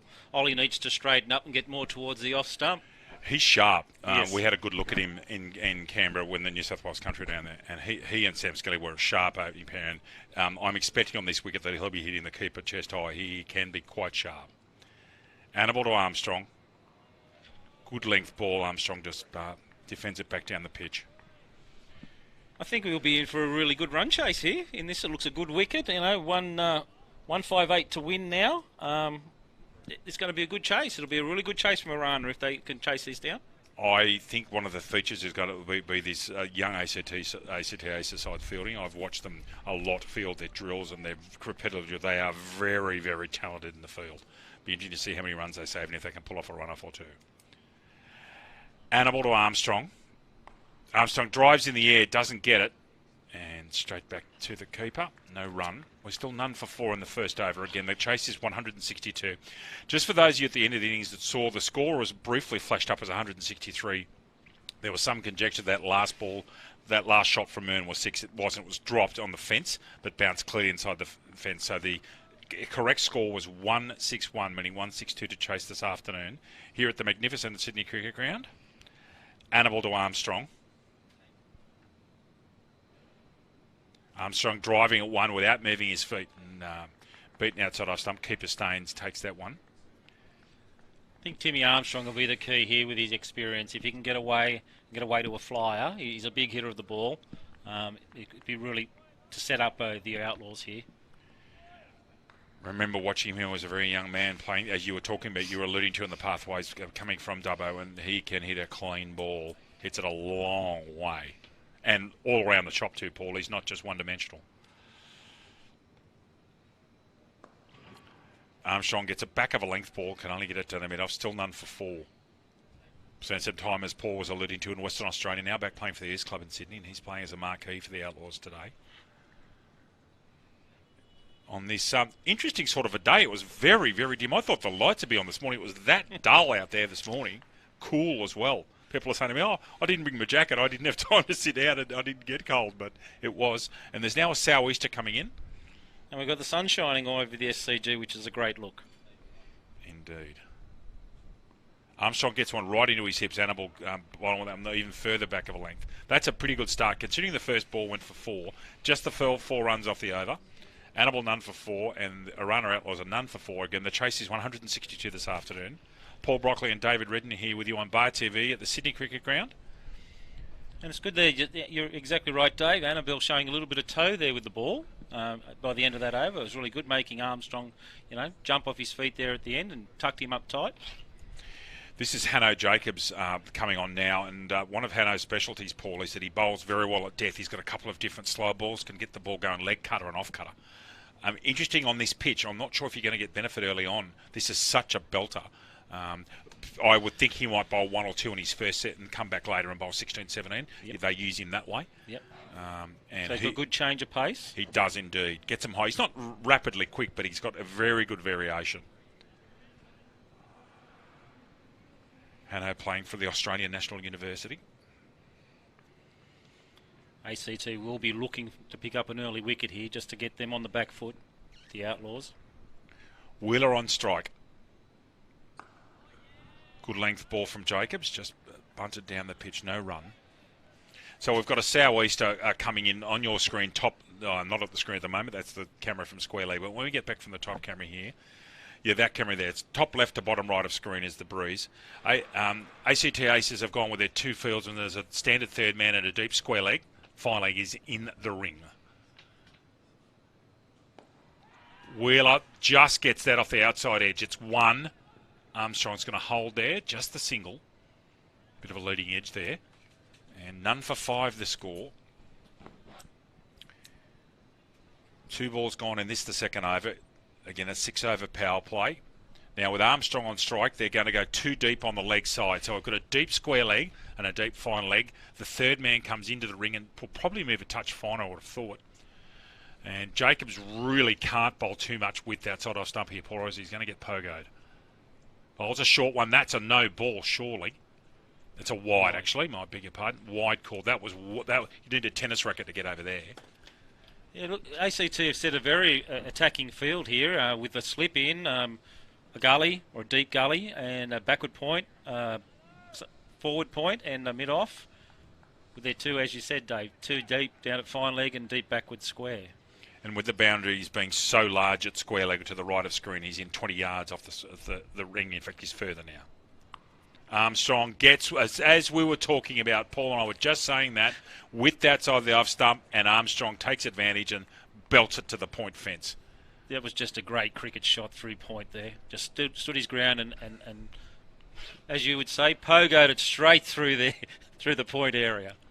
Well, again, with the way the field is, it's actually set up for Jacobs to bowl short. Now, in fact, they've changed it now, Paul. Up comes fine leg in the ring. Third man goes back.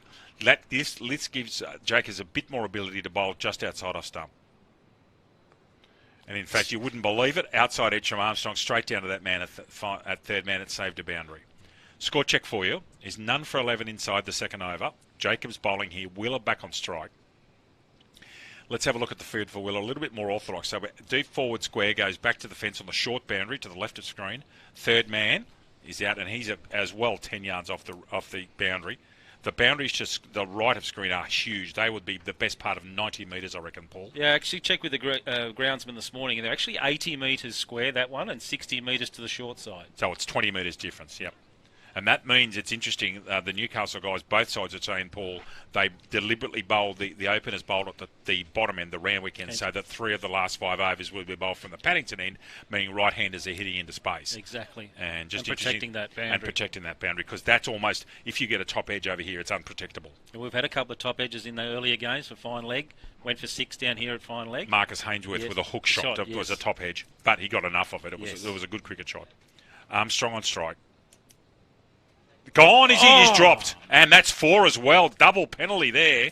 Armstrong going with an expansive drive. Slips sitting a little bit, probably at 1.5, goes way up to his right, just gets a hand on it. We look at lovely to see this replay when it comes up. Here we go. Armstrong expansive, doesn't move the feet. Footwork like Heather Mills. Up to the right and just taps it over the bar. And it's 4. So, score check for you is 16 off 2 overs. Very good start for Orana, actually. A bit lucky there for Armstrong, but they're right on their 8 runs and over target, Paul. Yeah, I think Timmy Armstrong's efforts here was to go hard, and if he does get an edge, well, you're going to have to take it. It's going to be a hard catch, and that was one. In the T20s in Canberra, the methodology that Canberra used was that Annabelle would normally bowl his 4 straight. We're interested to see if they do that here. Annabelle from the Randwick end, bowling to Wheeler.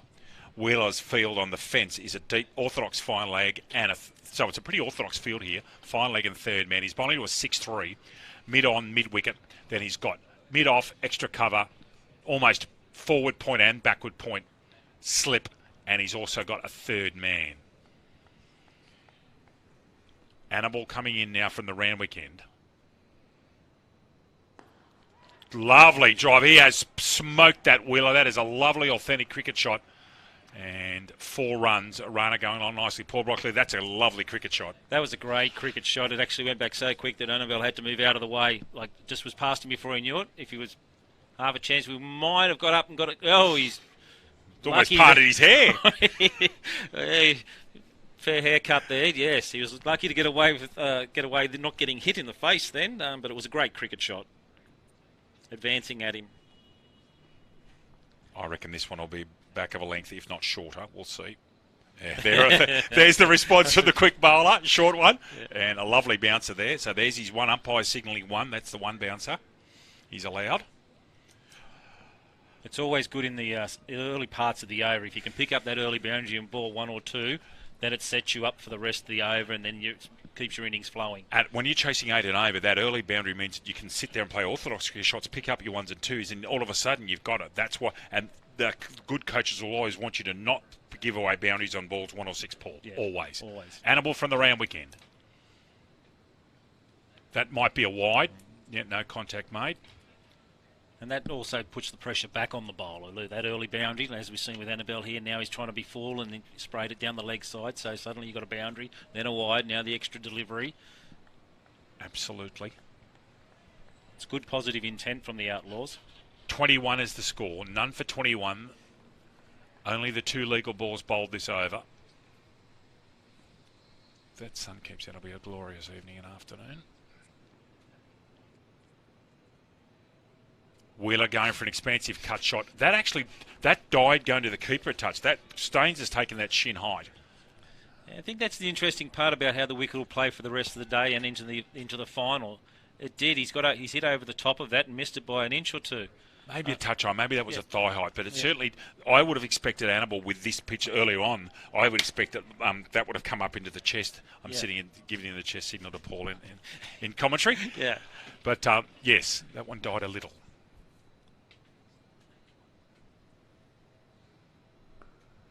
Beautiful. Can't bowl with width with that field, and a lovely square drive Wheeler.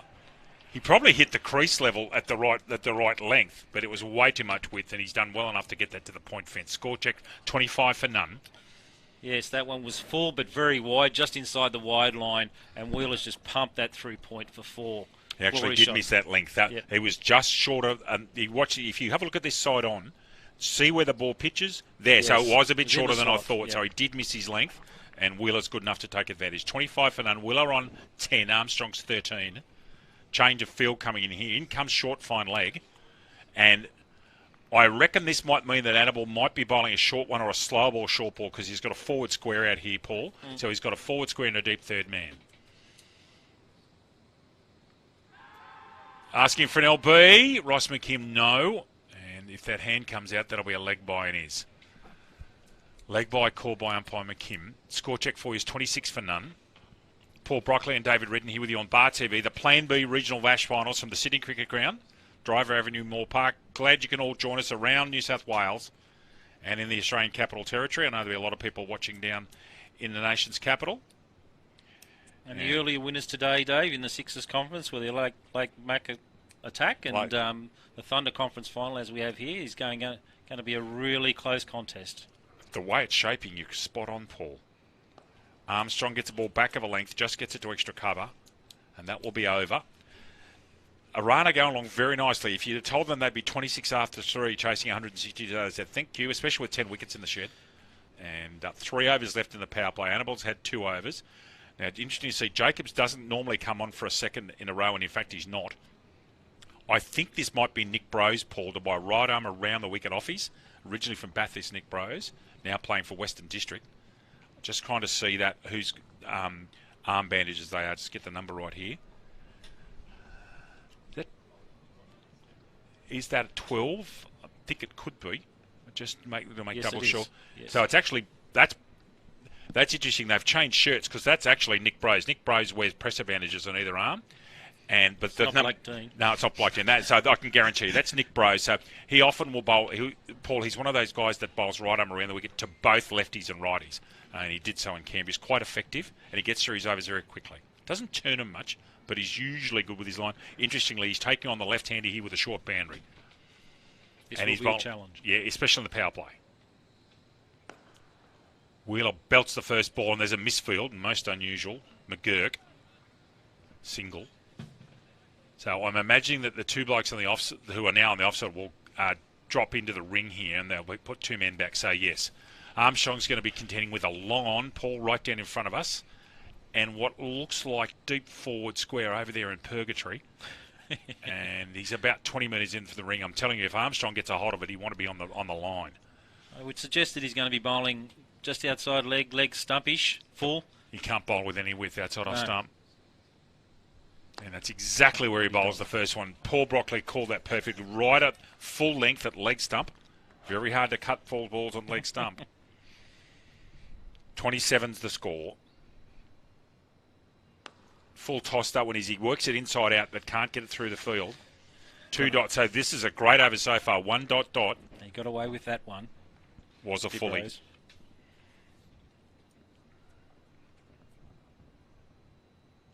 Another fully, and again he can't take toll. As they say in this level of cricket, Paul, you're much better if you're going to bowl low full tosses rather than short. It does restrict the amount of shots you can play. Armstrong's not going to muck around. He'll have a go soon. And belts that straight down to long on. Very good over so far from Rose. 1.1. Score check none for 28.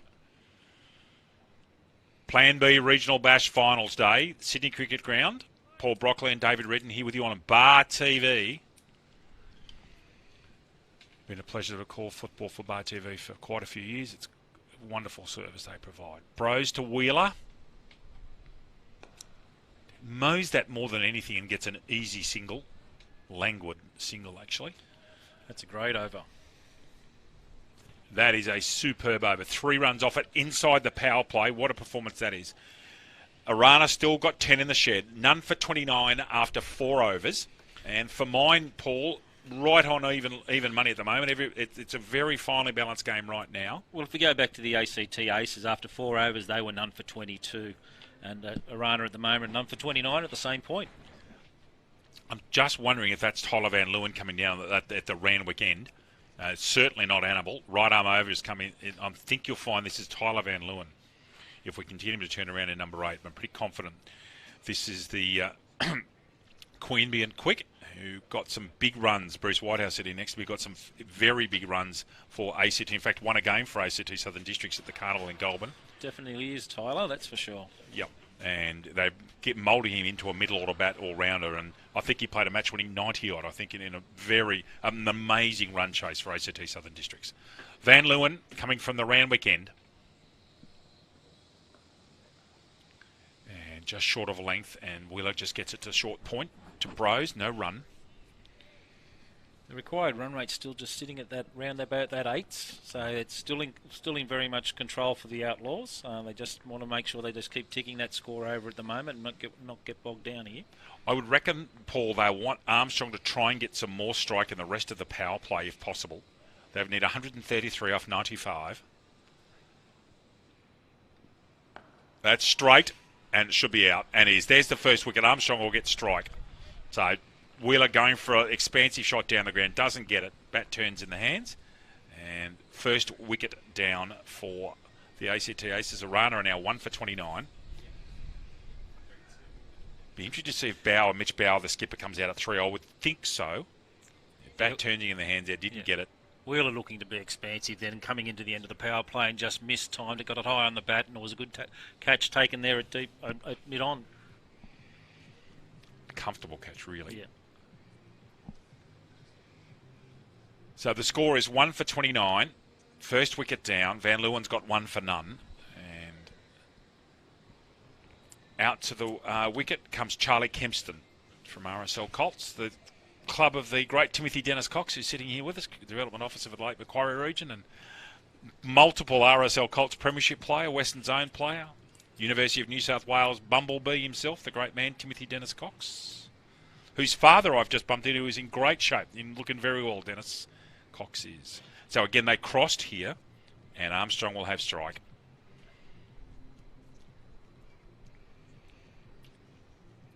One for 29, chasing 162. Paul, what have you got on in the next few weeks in your role, mate? What are you up to this week in cricket circles? Up to everything, anything and everything. Cricket. It doesn't stop. When we're just getting back with working with the participation officer and making sure that we're getting programs happening in Term 1 in schools and looking to start EPL programs. Fantastic. Van Leeuwen bowls a bouncer, and that's his one for the over. Good bouncer. He is sharp, Van Leeuwen. He can let them go when he wants to. There's a good bouncer here, right in the perfect area, just over off stump. And Armstrong takes the safe option and goes underneath that one. Staines takes the ball to his left. 9 balls left in this power play. See what Armstrong can make of it.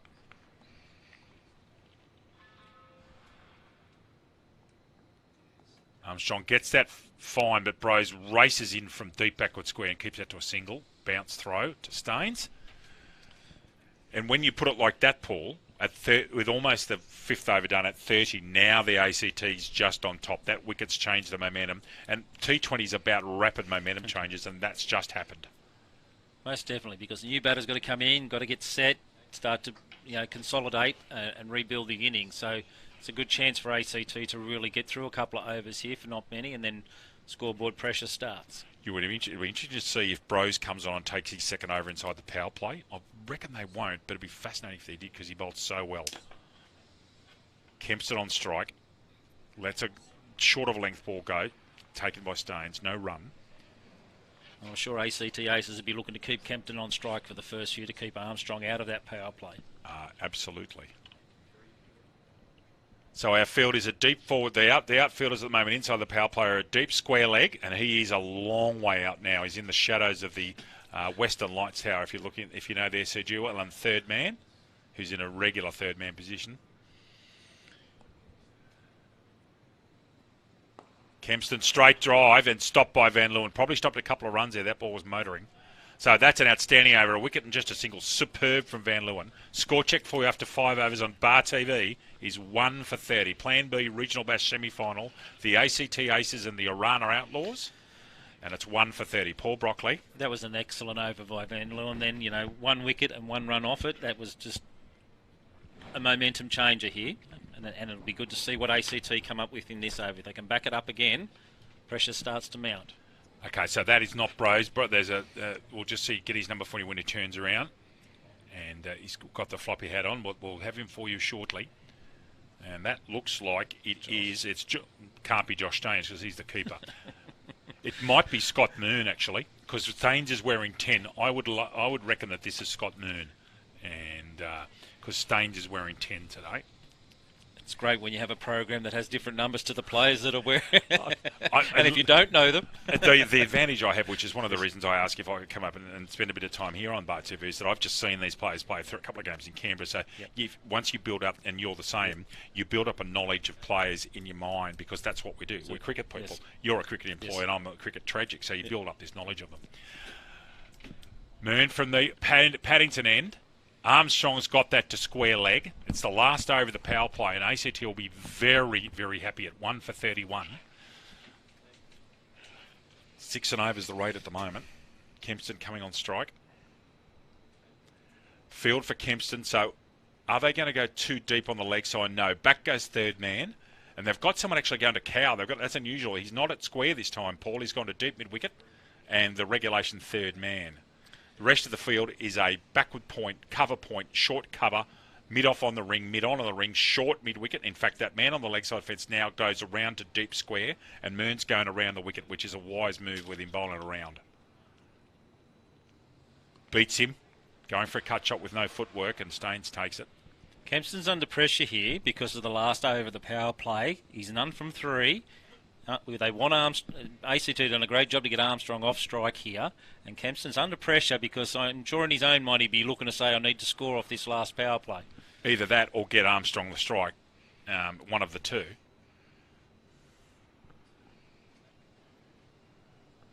Charges, gets a lot of that. That's an extraordinary shot over point. That's 1 bounce 4. I think it was 4. Holy smoke, he's mowed that. That's like watching Michael Catali. if I could see, it'd be great to see that. It is Phil. The umpires have just finally called it as 4. They were uncertain. Uncle Phil Rangers called that. He watched this. He absolutely murders this square. And, great camera work. Watching. And ends up being 4 runs. A brilliant square drive. Slower ball from Moon. Armstrong should come through for the single there and does. So Kempston's gone 4 single after Paul Brockley had correctly identified that he was under pressure. So 1 for 36 now. Still, Orana would have wanted 50, I would reckon, in a power play like that. Or maybe 45. So Armstrong's got 2 rocks left. He's got 2 men on the fence on the leg side. Can't bowl with width outside off stump here. Doesn't. Bowls short. And he's actually bowled to his field, Paul, because it goes straight to square leg. Single. Yeah, just tucked around the corner to the deep backward square there, and just taking a single, gets Armstrong off strike. So great plans here by the ACT Aces. Kempston's going to deal with a third. This is the last ball of the power play Kempston's got. Now, they're changing the field. So third man's going to come out, have to come out in the ring for the last ball. They now have a short fine leg, Daniel Leadham, who's not much taller than the stumps himself. Deep backward square, deep forward square. Moon going around the wicket. And sedate single, really, to finish the power play. ACT, if you'd have told them, Paul, they'd have them at 1 for 38 after the power play had finished, they'd take it. 1 for 38 after 6 overs. Armstrong is 17, Kempston 6. And it'll be interesting to see if Tyler Van Leeuwen comes back from the Randwick end. Paul Brockley and David Redden here with you on the Plan B Regional Batch semi-finals on Bar TV. It'll be interesting to see now how ACT set their field now the power play's over, and how they actually approach this next block of 5 overs. As we see a couple of chances gone by earlier, and a couple of Ollie Annabelle nearly getting his hair parted, as Dave Redden suggested. Some lovely shots in this over, in this early first power play, and there's the first wicket. And that murdered slash out to the deep 80-metre boundary for 4. That just landed inside it. Just. Lewis Evans about to come on from the Randwick end for his first over. Good young medium pacer from the Tuggeranong Valley Cricket Club. When we were down there in the last couple of days when I got to Campbell, we actually played at the home of the Tuggeranong Cricket Club at Chisholm there. Lovely setup, lovely ground, good people. Pina, who's scoring for the ACT today, is one of the great volunteers at Tuggeranong Cricket Club. Made us feel very welcome for 2 days. Lewis around the wicket to Kempston. Lewis Evans, that is. That should now. Ross McKim's a Newcastle umpire. He'll have his hand out for a leg bye, and does. There's the leg bye. Phil Ranger's the same. He'll have his hand out straight away. And Bruce Whitehouse will be on my right, sitting there nodding his head, saying that's the easy way to let scorers know. Thank you very much. Good communication with your scorers. Scorers today, ladies and gentlemen, up in the high country, up in the Barawongal stand. So up to the right of screen when we're back on the normal shot. Up on level 7 up there. Perfect view for Australian football, actually, be right in the middle of the ground. Evans from the Randwick end to Armstrong. Armstrong an expansive drive and misses. They're going to need to start putting the foot down soon. Paul, let's go through the field for you with the power play complete. So we've got a third man, a backward point who's in the ring, deep forward point in the ring, outside the ring, cover, mid-off and cover. We've got a long on, deep mid-wicket in that usual slot position, deep square and a deep fine leg. Pretty much a standard field, really, Paul, isn't it? Yeah, he's backing himself, short of a length, tight at the stumps of the batsman. So if he punches, he's got protection of that short boundary. Definitely backing that, protecting that short boundary. Armstrong gets a ball of just short of a length, gets it to cover. No run. ACT putting the clampers on here. Going to be a need to have some boundaries to catch up to the rate. They need 123 off 81. It's 1 for 39. I'll say that again, 123 off 81. Just assessing what Evans may bowl is obviously if he's going to be outside off stump, it's going to be full, so they can drive and hit it through covers with a deep cover or straight to mid-off and cover. And obviously if he's going to be shorter, he's going to be in tight at the stumps and the men protecting that short boundary. They look happy to give away a single on the leg side. There's a short one. Again, bowling to his field. At least he's got protection there, hasn't he? Actually cramped him up a bit. He sort of played that, swivelling his thigh, his left leg to get out of the way. Again, 1 for 40. There hasn't been a boundary for a few overs, Paul, and it's starting to tell. The run rate up to 9.2 now. 122 required off 80, which in the modern parlance, with 9 wickets in the shed, is absolutely gettable. Absolutely. Well, I think the tactics to Armstrong is no width, and they've just tied him up. They've changed the momentum here, the ACT Aces. They've also varied their length to him. Yep. They're not letting him get length balls to whack. Kempston gets that down toward long on. Long on's off the fence quickly. Keeps that to a single. Tidy over so far from Evans. He's gone leg by ... 1-1. And that run rate's starting to creep. Starting to get to 9s now. Yeah. So again, Armstrong with his fields on the leg side. They've got one in the slot at mid-wicket, but they've got a long on, deep square and deep fine leg. He may target that shortish mid-wicket fence, Paul. He's got space there. He's also got space through the cover region. They're his areas. Armstrong instead goes with an authentic cricket shot. Glances one to deep backward square. Just the single. Excellent over. What a top over that is, first over. 4 off the bat and 1 leg by 5 runs. And the score is 42 for 1 after 7, netting 120 off 78. Yeah, another great over there from the ACT Aces. They're on top of their game at the moment. I mean, momentum's starting to fall their way for sure. Absolutely. Paul Brockley and David Redden here with you on Bar TV, the Plan B Regional Bash semi-final between the ACT Aces and the Orana Outlaws. For those of you that aren't quite aware and up from that part of the world, the Orana area is up around Dubbo and Mudgee, and the actual area is called the Orana region. So that's this team based out of Dubbo. Number of these boys are still working on the farms. A couple of guys coming off the farm to come into the city today to have a game of cricket on the SCG. Indeed. A couple of guys that have been playing cricket in the Dubbo region for a long time. Jason Ryan, Ben Strawn, Steve Skinner, particularly Mitch Bowers played for New South Wales Country in Mount Gambier. Marty Jeffries played cricket for New South Wales in Parja. Ethan Fitzpatrick, young leg spinner, very talented young lad. And he's beaten him first ball. So where can he go here, Paul? Over short cover, and Fitzpatrick cannot bowl outside off stump here with the 2 backward points, the traditional field here. Yeah, I'm sure Armstrong's going to look to try and pump him over cover.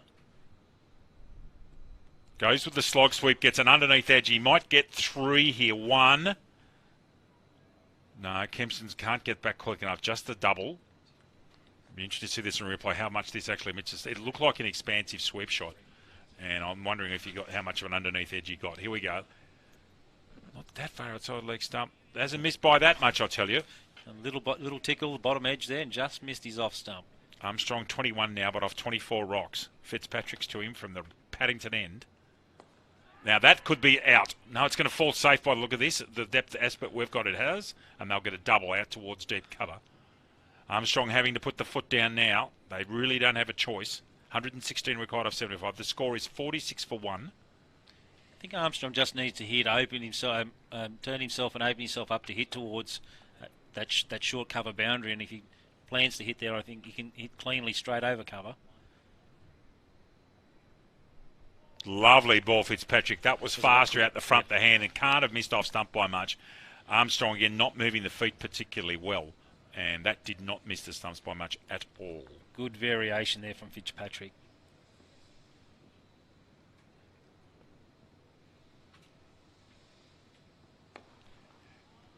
Whacks that ball down to long on, field in exactly the right spot. Nick Brose gets the ball bounced throw back to Fitzpatrick. The modern game is about leg spinners bowling with speed and not letting with loop. Adam Zampa and Mitch Swepson have mastered that art, haven't they? And particularly Rashid Khan's the best leg spinner I've ever seen in limited overs cricket, and they all bowl very fast ball. Yeah. It's good. It's interesting to see Fitzpatrick's gave a little 2 there to Armstrong, and he sort of saw him coming and banged the big shot, then jammed that one in really quick that tightened him right up. Yeah. Blokes that comes from your part of the world who's played for Sydney Thunder. John O'Cook's another one who bowls fast leg, who played for New South Wales Country. So a great cricketer, John O'Cook. If you're listening, John, hello, mate. Wide ball. Is he stumped? He's done. Now, is that also a wide? Did you see? I didn't see a wide call. That's a stumping of Kempston. I'm sure Fitzpatrick's seen his. Let's have a look at the replay. I'm sure Fitzpatrick's seen him coming and has gone wide with that. And although he got his back foot back, it wasn't far enough. Wide ball. Sent it wide, and it's inside the line. Wide. Yeah, it is inside the line, and he can't get his foot back. Here's a perfect view. Side on. Let's have a look at the footwork. Staines takes the ball, and he's not even in the picture. Very clever bit of work from Staines, and well bowled Fitzpatrick. Very good bit of keeping there, and Mr. Ranger kept his arms down. Didn't think it was wide enough. Good call, Paul Broccoli. You actually saw that ball was very close to that line, but it wasn't outside it. So good. I just thought it looked to me like a wideness stumping as to how wide it was. So 2 for 47. Orana and Shoff. ACT have really put the clamps down in the last 3 or 4 overs, and a lot rests on Tim Armstrong. And I'm speaking to people around the traps. So clearly Armstrong had to get a lot of runs today. And out comes the big man, Mitch Bauer, captain of the side, former New South Wales country player. And when he gets going, he is a very stylish bat to watch. Outstanding cricketer. The game's still very, very even, Dave, at this point in time. If we just go off the 8th over of the ACT Aces, they were 1 for 50 after 8, and the Orana Outlaws are 2 for 47. So still reasonably close here. They're not away from it. Very good point. And this is about the time that Blake Dean started to put the foot down and started to control the match. His innings at the moment is the defining innings of the match. So. You're exactly right there, because this next over in the ACT innings, the 9th over, this is where Blake Dean took 18 off the over. So really then started the momentum flowing their way. Lewis Evans again from the Randwick end. Armstrong this time tries to get in the back foot and can't get away a cut shot. That was short. And in fact, that's one of his go-to areas, is that if he gets it square, he's got a third man who's orthodox third man. That was the area. If Armstrong can go whack with that one, get down at a backward point, he's got a boundary. Outfield, as always at the SCG, lightning quick, Paul. Yes, it's a beautiful ground. You'd love to cart it around with you everywhere you went to play. It's a dream even to walk on it, I'm telling you, as a country person myself. It's just great to be here.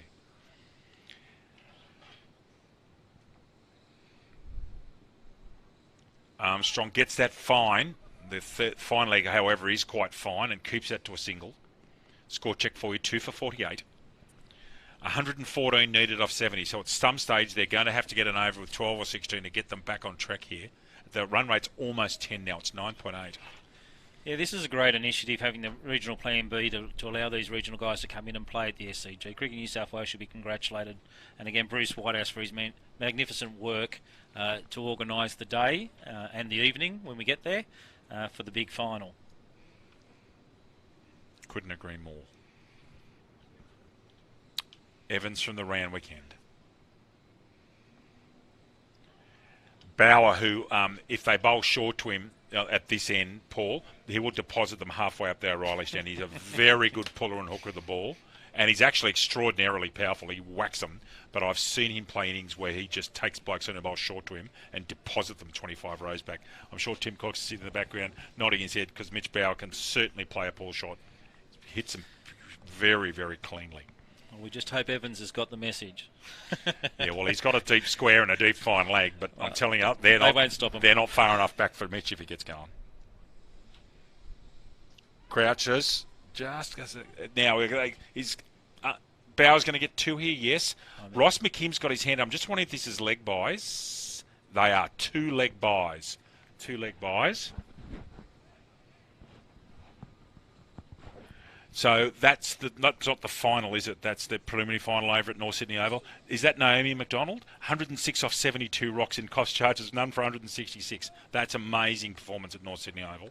And the winner of that game, Bruce, will play the ACT in the final. Is that correct? Think I'm getting the nod from the right from the great Marn. That's over at the beautiful North Sydney Oval. David Somerville on the team there, looking after everybody at the beautiful boutique ground. Bauer gets a short, and he'll be filthy with that. Gets it off the gloves, and it's just a single. As I said, you could see him lining that one up. He wanted it, didn't get it, and he's practicing it now. I can tell you he will be very cranky with himself, Mitch, for missing that one. Score check for you, 51 for 2. Armstrong's 25, Bauer is 1. You watch here. Short ball And the outside leg stump, and oh no, that's the just didn't get it, did he? Got it pretty much off stickers or off his gloves. I'm not sure. I'll talk to you about it in a minute when we get to get and play. Did you see the final score on the Test match in Bangladesh last night? What an amazing game of cricket that was. Lots of good cricket being played around the world at the moment. Unfortunately, Australia's not going to play too much Test cricket for a while, it seems. Evans bowling to Armstrong, who must be just about ready to depress the pedal. Gets a short one. Rocks back on one knee, but only gets it to fine leg. And they're bowling a lot of slower ball short stuff too, which is very difficult to hit. That's over. 2 for 52. So, there's 9 overs gone in the Orana Outlaws innings. They're almost halfway. They need 110 off 66. And in fact, there's the run rate now, Paul. Yes. It is now 10 runs and over. It's now gone to double figures. It's daunting. Ethan Fitzpatrick coming back on here at the Paddington end. And this is where the Outlaws will be relying heavily on Armstrong now. He's batted for 10 overs. He needs to bring this home for them. He needs to get a big score. Just can't throw it away now and ask for a new bat to come in to chase these runs. Still needing 110 runs. Well, they need one of these two to bat deep into the 70s and 80s, to be blunt with you.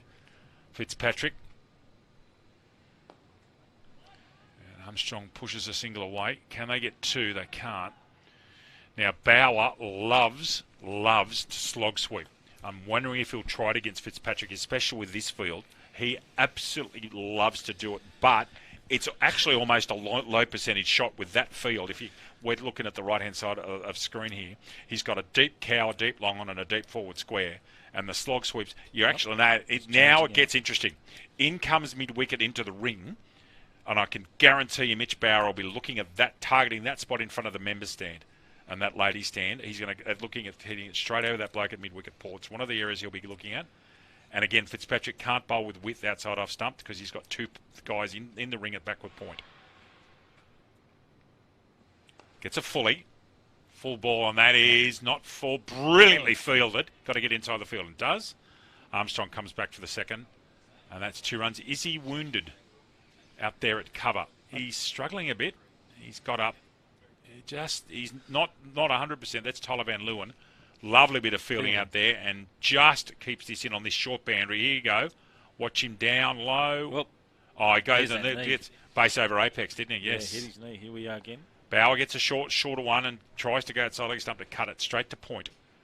Still 55 for 2.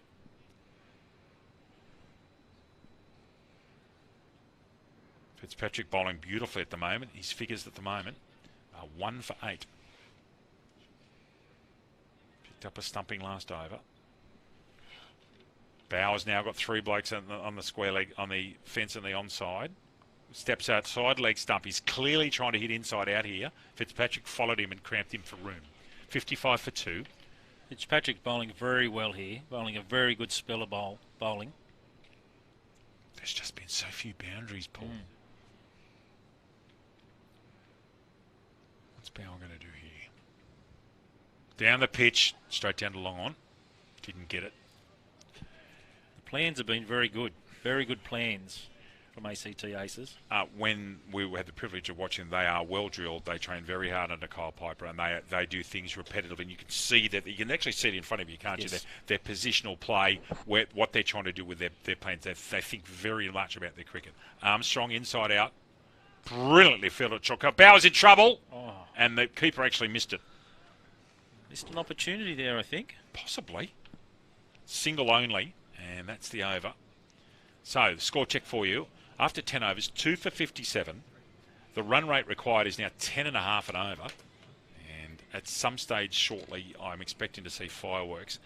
And it'd be interesting to see who they target. Staines is going back, so there'll be a medium pacer coming at the top end.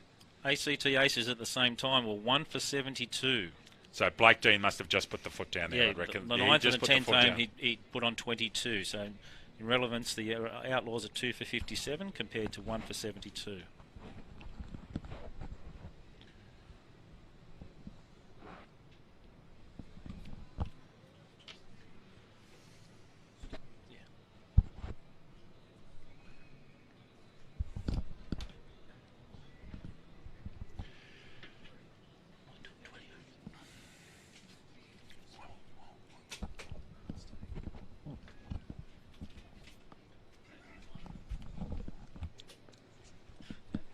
Caught behind. There's a big wicket. Armstrong's caught behind, going for a late cut. And Lewis Evans picks up what I think is a defining moment in this match. I think I'll call it right now. I think the Outlaws are going to find it very, very hard to win without Armstrong there. I'd have to agree with you, Dave. They needed Armstrong to stay and go deep, and the scoreboard pressure's built up with great plans from ACT Aces at the moment. They've bowled extremely well, planned this beautifully this inning so far. It's worked to a T for them, and they've picked up Armstrong. They're close again, trying to cut and getting a nice little top edge through to the keeper. Much now rests on Mitch Bauer's experienced head. Chris Morton coming to the crease, another RSL Colts veteran from Dubbo. And he can give him a nudge. He's unorthodox, but he can whack him. It does. It's all in the skipper's hands now. Oh, having to get 105 off 59, Bauer's going to have to get 70 of them. So he's really going to have to target getting 70 or 80, I reckon, if they're a chance. And at the moment, I think that they're way outside odds, to be blunt with you. But that's what we're asked to have opinions. That's exactly right. Exactly right. They're going to do it tough. 105 required off 59 balls. Evans from the round weekend. Sticks Morton's about to take strike. And pretty much from the get-go is going to have to go hard. The outfielders for Morton are a deep forward point, deep third man, deep square, deep fine leg. He's got 5 in. He's got a slip in. Morton, first ball misses. Quite wide, really. And was on the move when he played the shot. 57 for 3. Can you hear the skipper, Healy's being quite aggressive, and aggressive in the regards of putting a slip into the new bat, which is always good to see. Looking to take wickets and really put the foot on the throat of the Outlaws. 57 for 3 is the score. They need 105 off 58 Orana.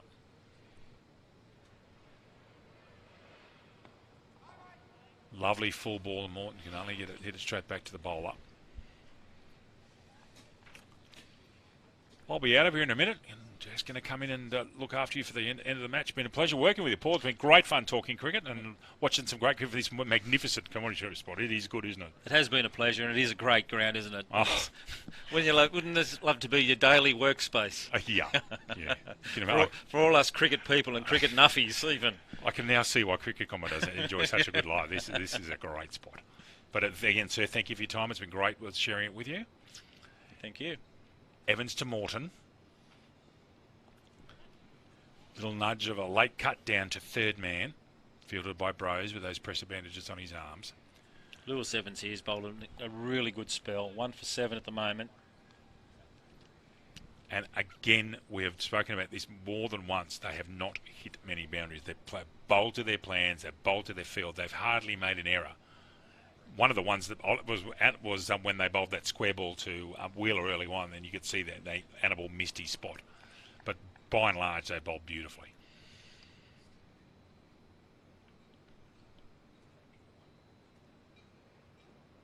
Bauer on that pull shot I was telling you about, and it might, if he's caught that, no, that might be, I think it's 6, yeah, it is, just gets enough of it on that 60-metre boundary.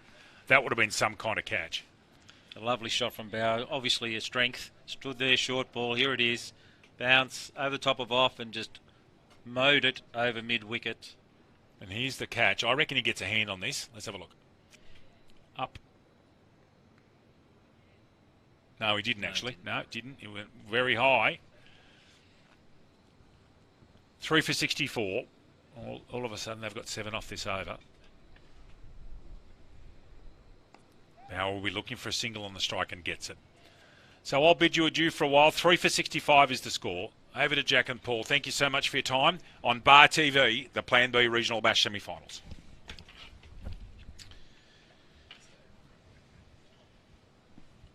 Another great over there from Lewis Evans. Just the one bad ball that went for 6 over mid-wicket. But ACT, like David said, following their plans, not going past bowling any all over the shop. They're actually following to a plan, bowling in a line, and great great attack here by the ACT Aces. As our mate, Mr. Clifton, you're back for us. Couldn't help but notice that you wanted to get out of the commentary position, Paul. If I pushed your nose out of joint, or... No, not at all. Great to be back with you. It's interestingly poised, this game at the moment, as Fitzpatrick continues, and it's forcefully driven back down the ground. Like you and Dave were talking about. Bauer certainly the key, 11 from 10. He showed enough with that 6 just before that he does have the striking ability to really take the attack to the aces, and he's tried to go after this one, and it's a big outside edge which is looped down towards the third man rope, and he'll come back and pick up a couple. But you just feel that Orana have left themselves a little bit too much to do. Yeah, I'd have to agree with you. They're finding it tough. As we said, once you start to get into double figures, required run rate at the moment is at 11, so a lot is reliant on the skipper. He waits for Patrick and comes back and just knocks that one onto the offside and picks up a single.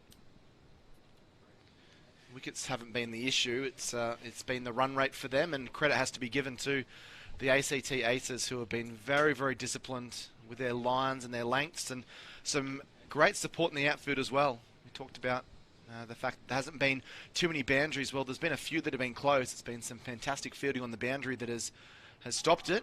As this ball cannoned into the pad, there's some appeals from behind the stumps, mainly Josh Staines, but they fall on deaf ears to the umpire, not out. This one's a little bit quicker again from Fitzpatrick and jams him in there on the pad. Oh, that was close, probably a tad high.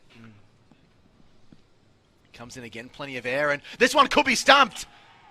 The umpire says not out, but I'd love to see a replay for this, Paul. He looked to be really scrambling for his ground. Staines looks a little bit disappointed with the decision. Bar TV boys, put the big screen up. It's on the big screen, and players are looking at it. And whoa, DRS there. We'd like the DRS. It's always a hard one when... A couple of eyebrows being raised at the back of the commentary booth. Whenever someone's plonking their bat back over the line, it's very hard to make a decision, isn't it? Sliding's a little bit easier. He frees the arms, but again, just can't get it away. And that's been the story of this Orana Outlaws innings. Just 3 from that over, and the screws are tightening. 3 for 68 after 12.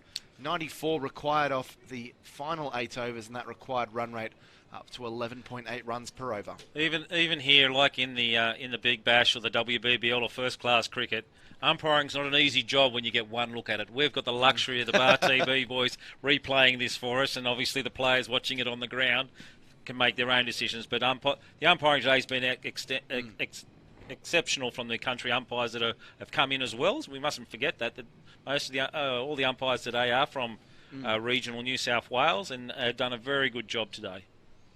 Fantastic job. With Bauer on strike on 14, it's going to take some big blows into the grandstands for them to work their way back into this one.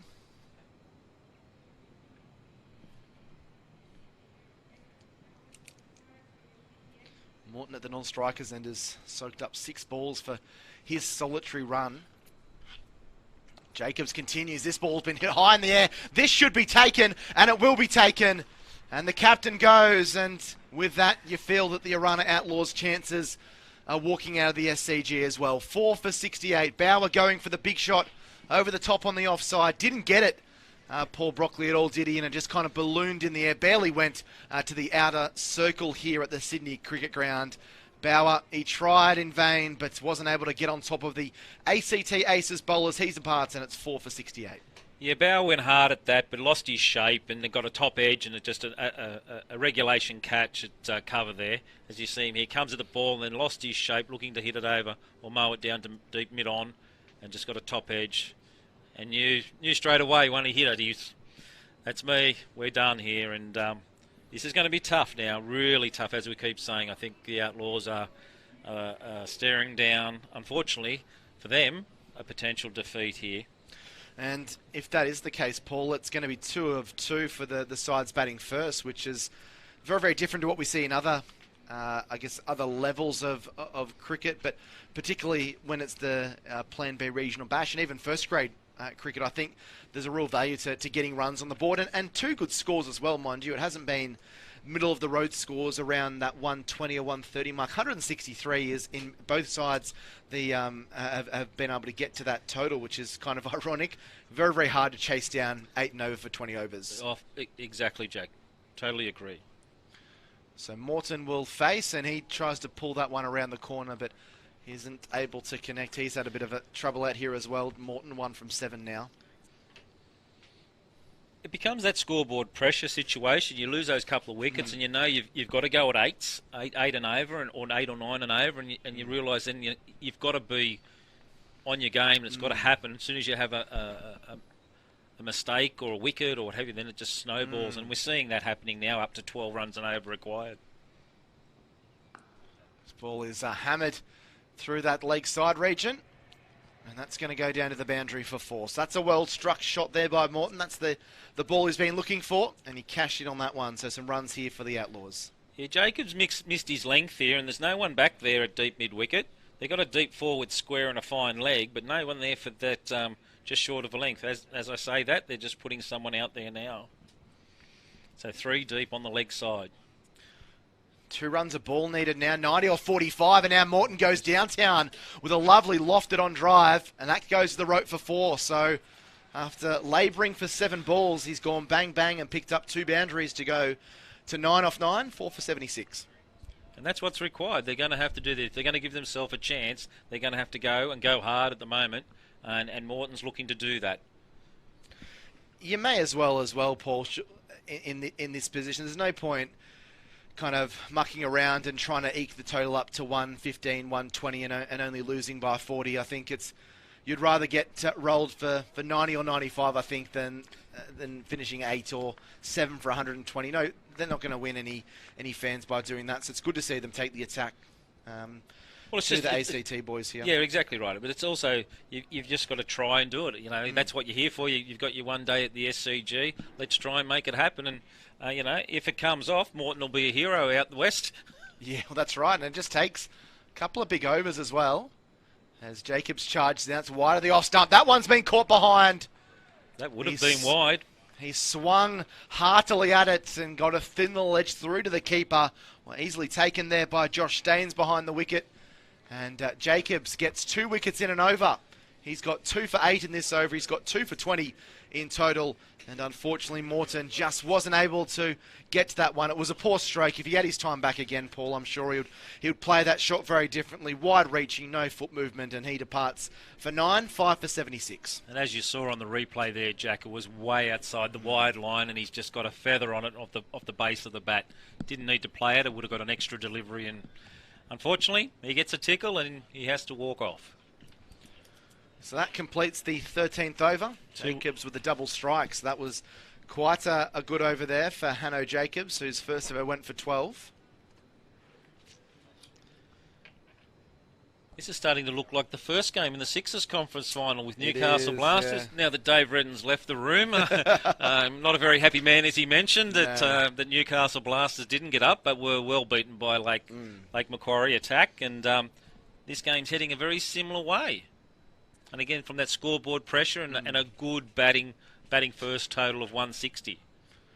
Assuming that the ACT Ace has gone with a job, Paul, it's going to be a cracking final tonight, isn't it, between two sides that have played really well in their preliminary matches and then have come out in the preliminary finals earlier today and put in a really good cricketing performances. I think both sides, both the Lake Macquarie attack and the ACT Aces, have executed their plans well. So Fitzpatrick to continue. Pushing for a drive there was Jeffrey. I think outside edge is a dot ball. This is Fitzpatrick's 4th over, and he's 1 for 13. So he's bowled extremely well. Good variation, the leg spinner. Plenty of air given. This one lumps up in the air. Again, going for that swing across the line and gets a thickish outside edge.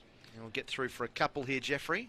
It's interesting if you we might not have caught that on the screen, but the Fitzpatrick, after he's edged that one through, has looked at his skipper there at mid-off and sort of gone, where was that fielder I had there before? What are you taking away for, skipper? This one slammed down the ground. They might think about a second here. No, that's a good piece of fielding out down on the boundary there. They have been superb in the field, ACT Aces. They've been quick to the ball, quick releasing it and getting it back in.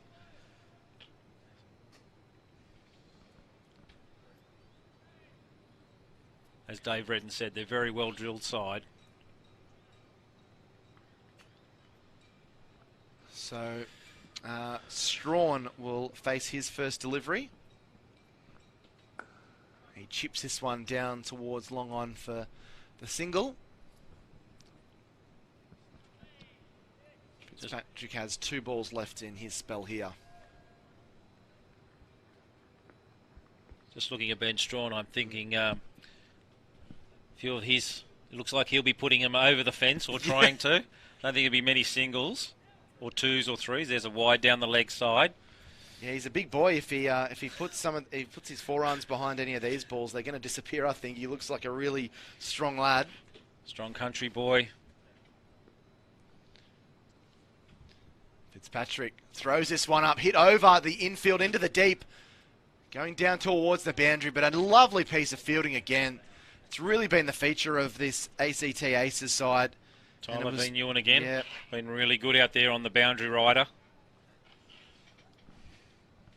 Smart work there by Van Leeuwen, who missed out with the bat, but he's made a couple of really good stops on the boundary and has really supported his bowlers fantastically here at the SCG. Last ball, and Fitzpatrick pretty much on a length and just nudged onto the onside for a single.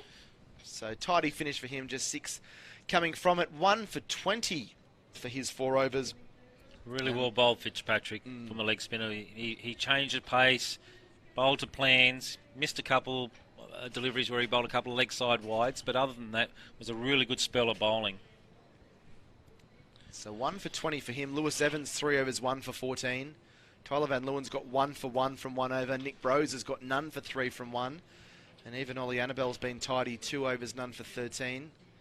But it will be Hanno Jacobs. No, it won't. There is going to be a change. It will be Ollie Annabelle to come back into the attack. So rotating the bowlers all around the place is Reece Healy, the skipper of the ACT Aces.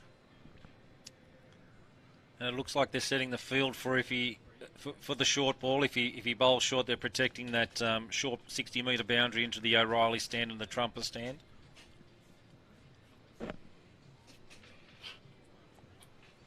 So 83 on the board, 79 required, 13 runs and over. They would pretty much have to go gangbusters from here and have a lot of luck. The fact they're 5 down doesn't help their situation.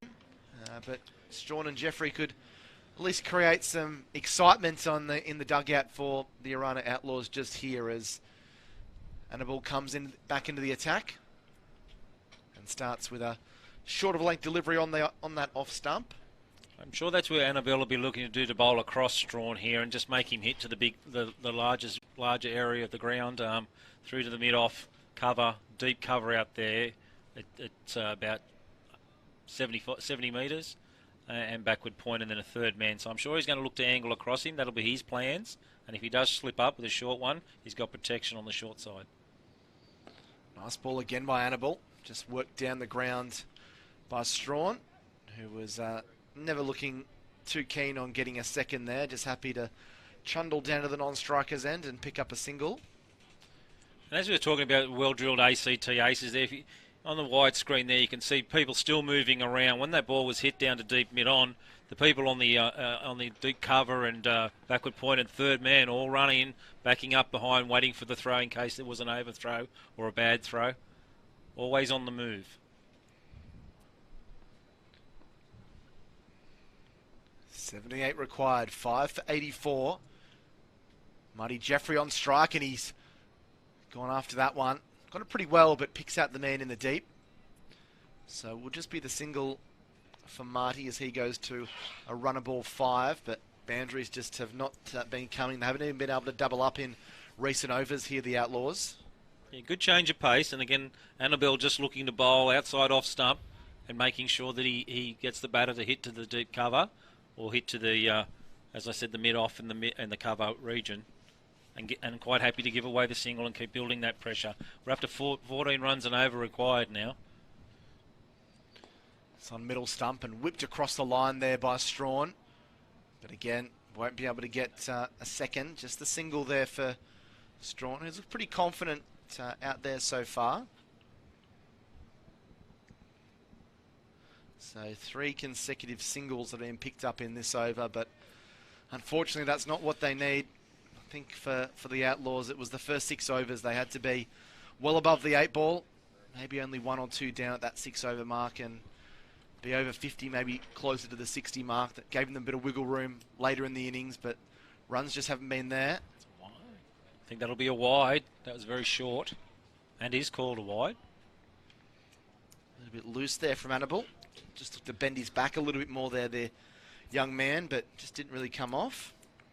Very short, well over head high. I suppose in the back of the ACT Aces' mind is a little bit of that short boundary. If they're going to go, they could pick up 14 with two hits in no time, but they're going to have to go well here, the Outlaws.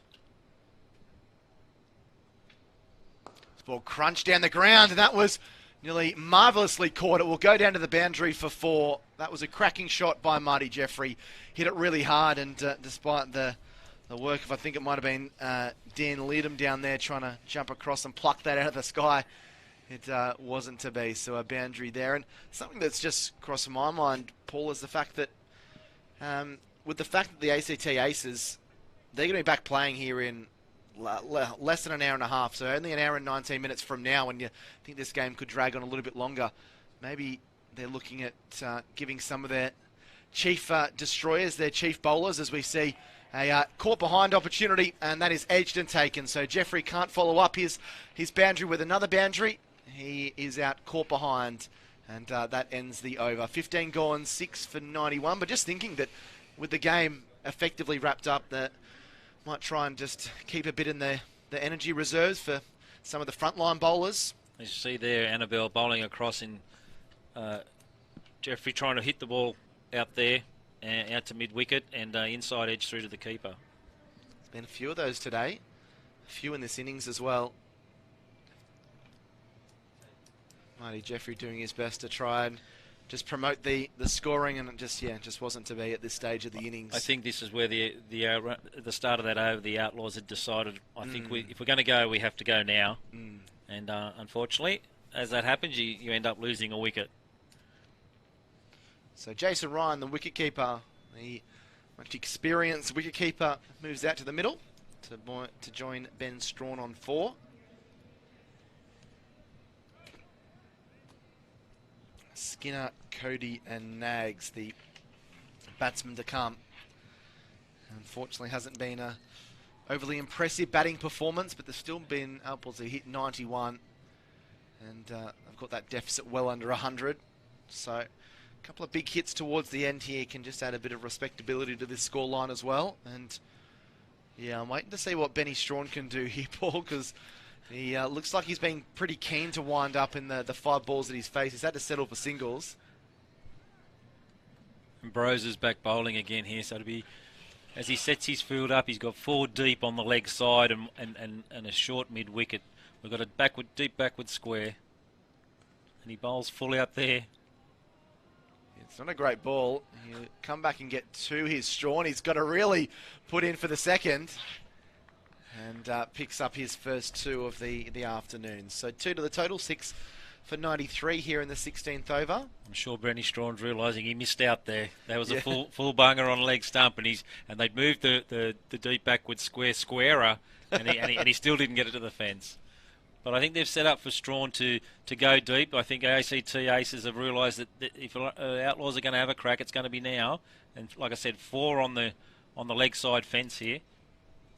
That's short again, and this time it's a little bit flatter, so he just works it down to fine leg for the single.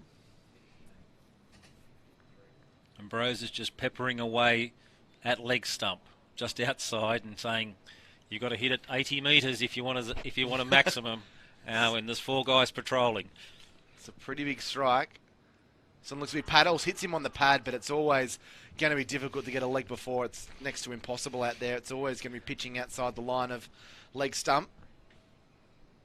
As you can see there on the replay, that pitched outside the line. dances down the track and paddles this out towards mid-wicket, where Lidham does the fielding.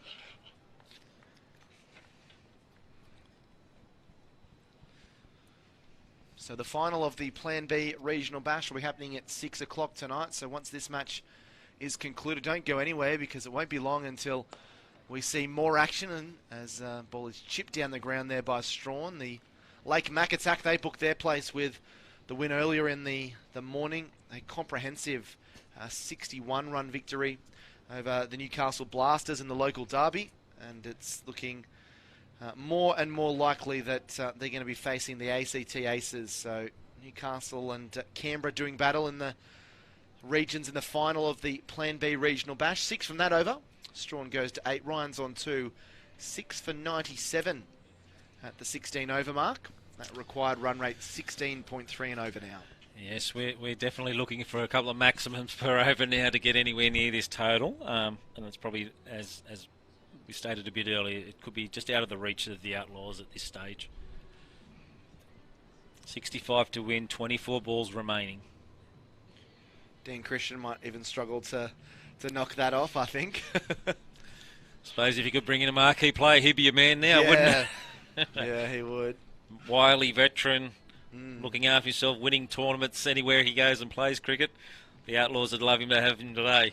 Yeah, it'd be great to be a professional T20 player. Go to India, the West Indies, Australia, England. It's a nice way to see the world, although maybe not now because of COVID restrictions. But yeah, Dan Christian certainly is making a name for himself as the 16th over starts. This is a nice cover drive there by the wicketkeeper Ryan for the single. He did mention there was a bit earlier there that, there's no point just eking it out and getting to it. The last 2 overs have been a little bit of eking out of the single, the single. So you say that up here in the commentary box, Paul, but then actually out in the middle, you know every batsman wants to get a not out next to their name. It's a nice feeling. So if people saw me play cricket, they'd probably be saying the same thing. So as we see a dot ball here, Van Leeuwen's back into the attack. He's got 1 for 2. You're exactly right, Jack. When you're out there in the middle, you're right. You've got your day on the SCG. You don't want to spoil it, and you're thinking, well, I've got to go. If I go, there's no room for error. Like if I error, I'm out. I'm no longer standing out in the grade SCG batting where I can just eke this out and go. I had an hour in the SCG. Yeah. That's right. Ought to keep a couple of commentators from the south of Sydney happy. There's a bit of a mix-up here as goes back to the non-strikers end. We didn't take a run at all there. Well, that's almost unforgivable, isn't it? Oh no, I think Benny Strawn's. Oh, he fell over. Big fella went down. Just lost his balance there, Benny. I think he tried to hit that ball too hard. He just toppled over a little bit there. No wonder there wasn't a run. And one would say there's no Carlos Brathwaite in him. No. Got the moves.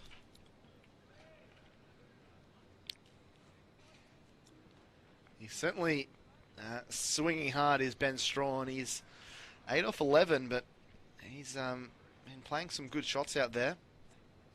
You feel one of these is going to connect. He's either going to...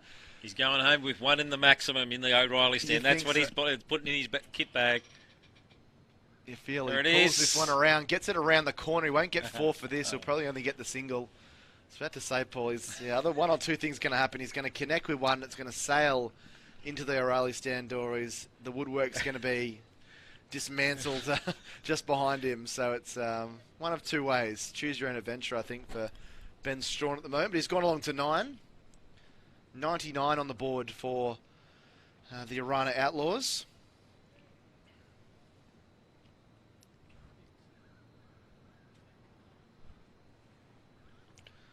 Going for the little paddle around the corner. That didn't work on that occasion, and only 2 from it. Very tidy bowling from Tyler Van Leeuwen. 2 overs for him. He's got 1 for 3, and 3 overs left. 6 for 99. What do you reckon the plans are going to be for the Orana Outlaw boys tonight, Paul? They're going to be draining their sorrows probably a little bit. Maybe go somewhere nice for dinner tonight. Try and not think too much about the cricket. Now a nice counter dinner at one of the pubs in Surrey Hills, maybe. Enjoy the nightlife. And they're going to have a plan B, aren't they, Paul? They will have a plan B. Their manager will take care of all of them. Yeah. Just have to comment there on Tyler Van Leeuwen. Like, both in the field, we've been commentating about his boundary riding skills in the field, but his bowling has been exceptional. You did mention he missed out with the bat, but both bowling and fielding, he's been exceptional today for the ACT Aces. Yeah, I don't care who you're playing or what level you're playing. To be playing in a 2020 game and have 1 for 3 from 2 overs, regardless of how much the team's struggling or whether you're bowling to players in the lower order or the top order, that's a marvellous achievement and certainly something to hang his hat on. I'm sure he'll have a bit of a say in the final as well. And there's might be a chance at the non-strikers end, but Big Benny Strawn just was not going to let that ball get past him, was he? He ran. His beeline was to be between the ball and the stumps, and he did that. And as young Jacobs did, he threw the ball gently and hit the big fella in the back. Didn't want to peg it too hard and bruise him. He's turned and looked and gone, all I can see is his back, and he's just clipped him on the hand there as the replay shows. Jacobs in short and playing and missing outside the off stump was Jason Ryan, the wicketkeeper from the RSL Colts Club there in Dubbo. 2 veterans out there looking just to cherish the last 16 or so deliveries on the SCG deck. Unfortunately, they've just been outplayed by a brilliant ACT side. And another nice ball, just shaping it a little bit, just played away from his body, and it beats the outside edge. Bowling quite wide of the crease here as well. That was a little bit there. Yeah, a little bit fuller. Jacobs probably would have disturbed the woodwork, but he's getting quite a good angle because he's bowling very, very wide of the popping crease. And to counteract that, Ryan is actually batting a couple of feet outside his popping crease at the other end, and he tries to pull this one and has a swing and a miss. And trio of dot balls here by Jacobs, who's looking to finish stylishly. Yeah, just showing his variations again, so it just shows you the thought that's gone into their plans. He's been full, he's seen him come at him, so he's bowled shorter. He's obviously got the message from point that Ryan's batting out of his crease. 2 balls left in his over. Pitches up and dug out well onto the onside, just where the keeper is able to pick it up in Staines, and goes down as another dot. So he's going to finish with pretty tidy figures regardless of what happens here in this final ball.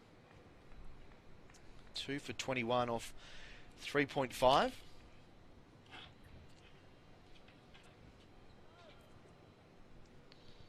Let's see if Jason Ryan can wind up and send this one away. He punches out through the offside and he'll pick up a single, and that's a very good over. Just the 2 singles from it. Jacobs finished with his 4 allotted overs. Well, that's just his 3rd over, pardon me. 2 for 22, but he's bowled very well today. And at the score, 6 for 101 off 18 overs. So you'd assume that Jacobs will get a chance to bowl 1 more. Ryan's on 4 off 10 and Ben Strawn 10 off 13.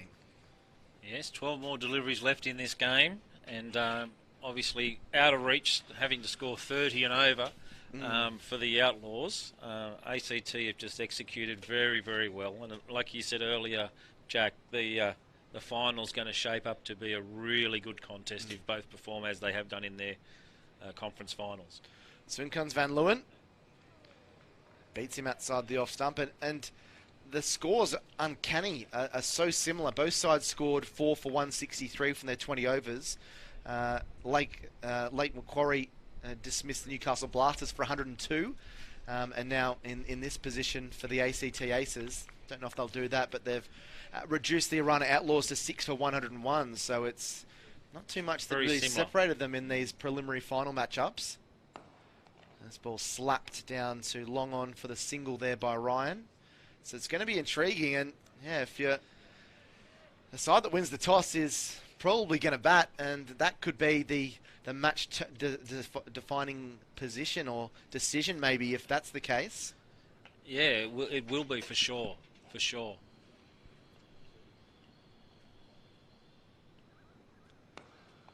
Crunch down the ground there by Strawn, but I guess this has been the story of the innings for the Orana Outlaws. They just haven't been able to get on top of the bowling enough, or had enough poor balls bowled at them that they've been able to regularly find the boundary.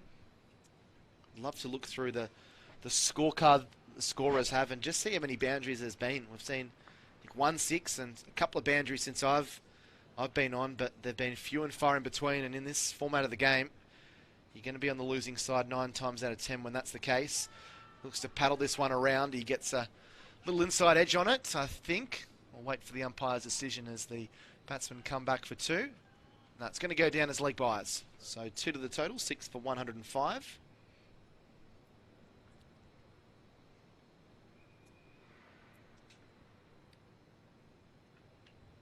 The ACT Aces flying the flag for cricket in the Australian Capital Territory. There's been a lot of cricket down there over the last 3 or 4 months. This ball hit out into the deep for just the single there to Ryan. There was rumours that Manuka Oval might be hosting the New Year's test when there was some COVID scares up here in Sydney, but they've had a lot of BBL and obviously they have a lot of second 11 New South Wales matches down there. They've had the Sheffield Shield in the past, some fantastic cricketing facilities down there. They also played host to the New South Wales countryside for a week there, a couple of games, T20s and one-days. Strawn finds the gap here. It's going to be cut off just inside the boundary, and Strawn will trundle his way back for 2. So he's gone to 13, so quite a nice little innings here by Ben Strawn, and that will be the over. So 19 overs completed, just the 6 balls remaining. They're fighting to the very end though, the Outlaws. 6 for 108. That was in reply to the ACT Aces, who made 4 for 163. It was Blake Dean that did the damage here. A marvellous innings of 72.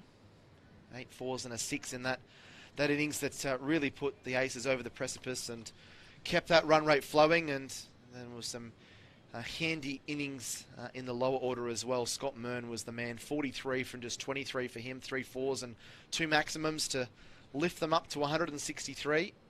And it must be said, the Outlaws have never really looked in the game. This ball is swept around the corner by Ryan for a single. Though there's a good chance they can keep the deficit under 50, which would be a little morale victory for the boys from the Central West. I'll take any victory at the moment, mate. Any victory. I suppose 2 not outs here is what the batters are looking at. Yeah, that's right. Well, they're not going to be all bowled out, you wouldn't think. This ball ricochets off the gloves there of Josh Staines and dribbles down towards the boundary there in front of the Victor Trumper stand, and they pick up a leg bye. So 2 leg byes to start this over 6 for 110. That required run rate up to 78 runs per over now. And we're struggling to get in the last over bat on ball. Yeah, well, that's right. I think a lot of the players out there have probably mentally checked out as this one's hit in the air, just 1 bounce in front of the man there at short fine leg. I'm sure the ACT Aces are thinking about the next game at this appropriate time, I think how we're going to play it, what are we looking to do. They've had a game on the wicket now, sensing that it's probably just starting to keep a little lower, so it may change their plans into the final. Or again, if we get a little bit of dew, may even quicken it up a bit. Yeah, I'm sure they're calculating how much time they're going to have to put their feet up and maybe grab a bite to eat in the dressing sheds here at the SCG. They might probably have just under an hour. And that's an interesting proposition you put there. ACT come off, they have a bit to eat, they're ready to go back again. The Make Attack have been here since early this morning and played, and now they've sat around and watched this 3-hour game and ready to you know, does the rest help you, or are they, you know? Yeah, interesting point. Yeah, that's going to be one to keep an eye on. Might come back and talk to you about that at 8:30 tonight, Paul. We'll see. We'll see who's right. We've got another single there to Ryan. 6 for 113, 49 required. Might have to chase that up between the start of the game in the history of the regional Plan B Big Bash to see how often that's happened. The team playing first has actually won, or the team playing second. This ball is hammered in the air. That is going to go over the top of the man. A couple of bounces over the rope for 4. And that will end the innings. But a nice little flurry at the end as Strawn finishes on 18 not out. and they pick up 9 off the final over. So they finish at 6 for 117, the Orana Outlaws. So a little mini victory off the final ball. A good shot there by Straw. We knew he was going to get onto one sooner or later, and it was the final ball of the 20th over that he did. So he finishes on 18. Ryan finishes on 8, but unfortunately for the Outlaws, well short of the required total. They needed 45 more to win, and so they end up losing by 44 runs after the Aces made 161. Tim Armstrong top scored with 28, and you're just looking at that bowling card there. Hanno Jacobs, the pick of the bowlers, 4 overs, 2 for 29. Tyler Van Leeuwen, very good, 3 overs, 1 for 8. Lewis Evans, 3 overs, 1 for 14. Ethan Fitzpatrick with his spinners, 4 overs, 1 for 20. Scott Munn, 1 over, none for 8. Bros, 2 overs, none for 9. And Ollie Annabelle, 3 overs, 1 for 21. So as the clock ticks over to 5 o'clock local time here at the SCG, myself and Paul Brockley will bid you farewell, but only for an hour, because at 6 o'clock we'll be having the final of the Plan B Regional Bash, and it's going to be Newcastle battling the ACT in the final. The ACT Aces up against the Lake Mac attack, and that is going to be a cracking contest. So make sure you join us for all the action at 6 p.m. for the Plan B Regional Bash final, and we'll see you then.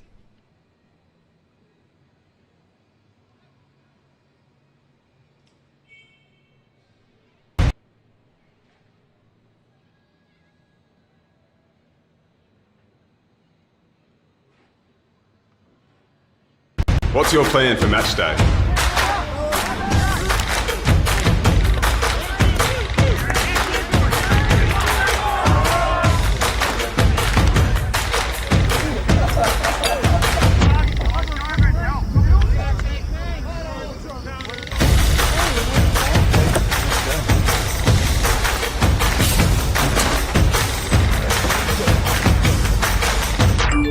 What's your plan B? If you're drinking, don't drive.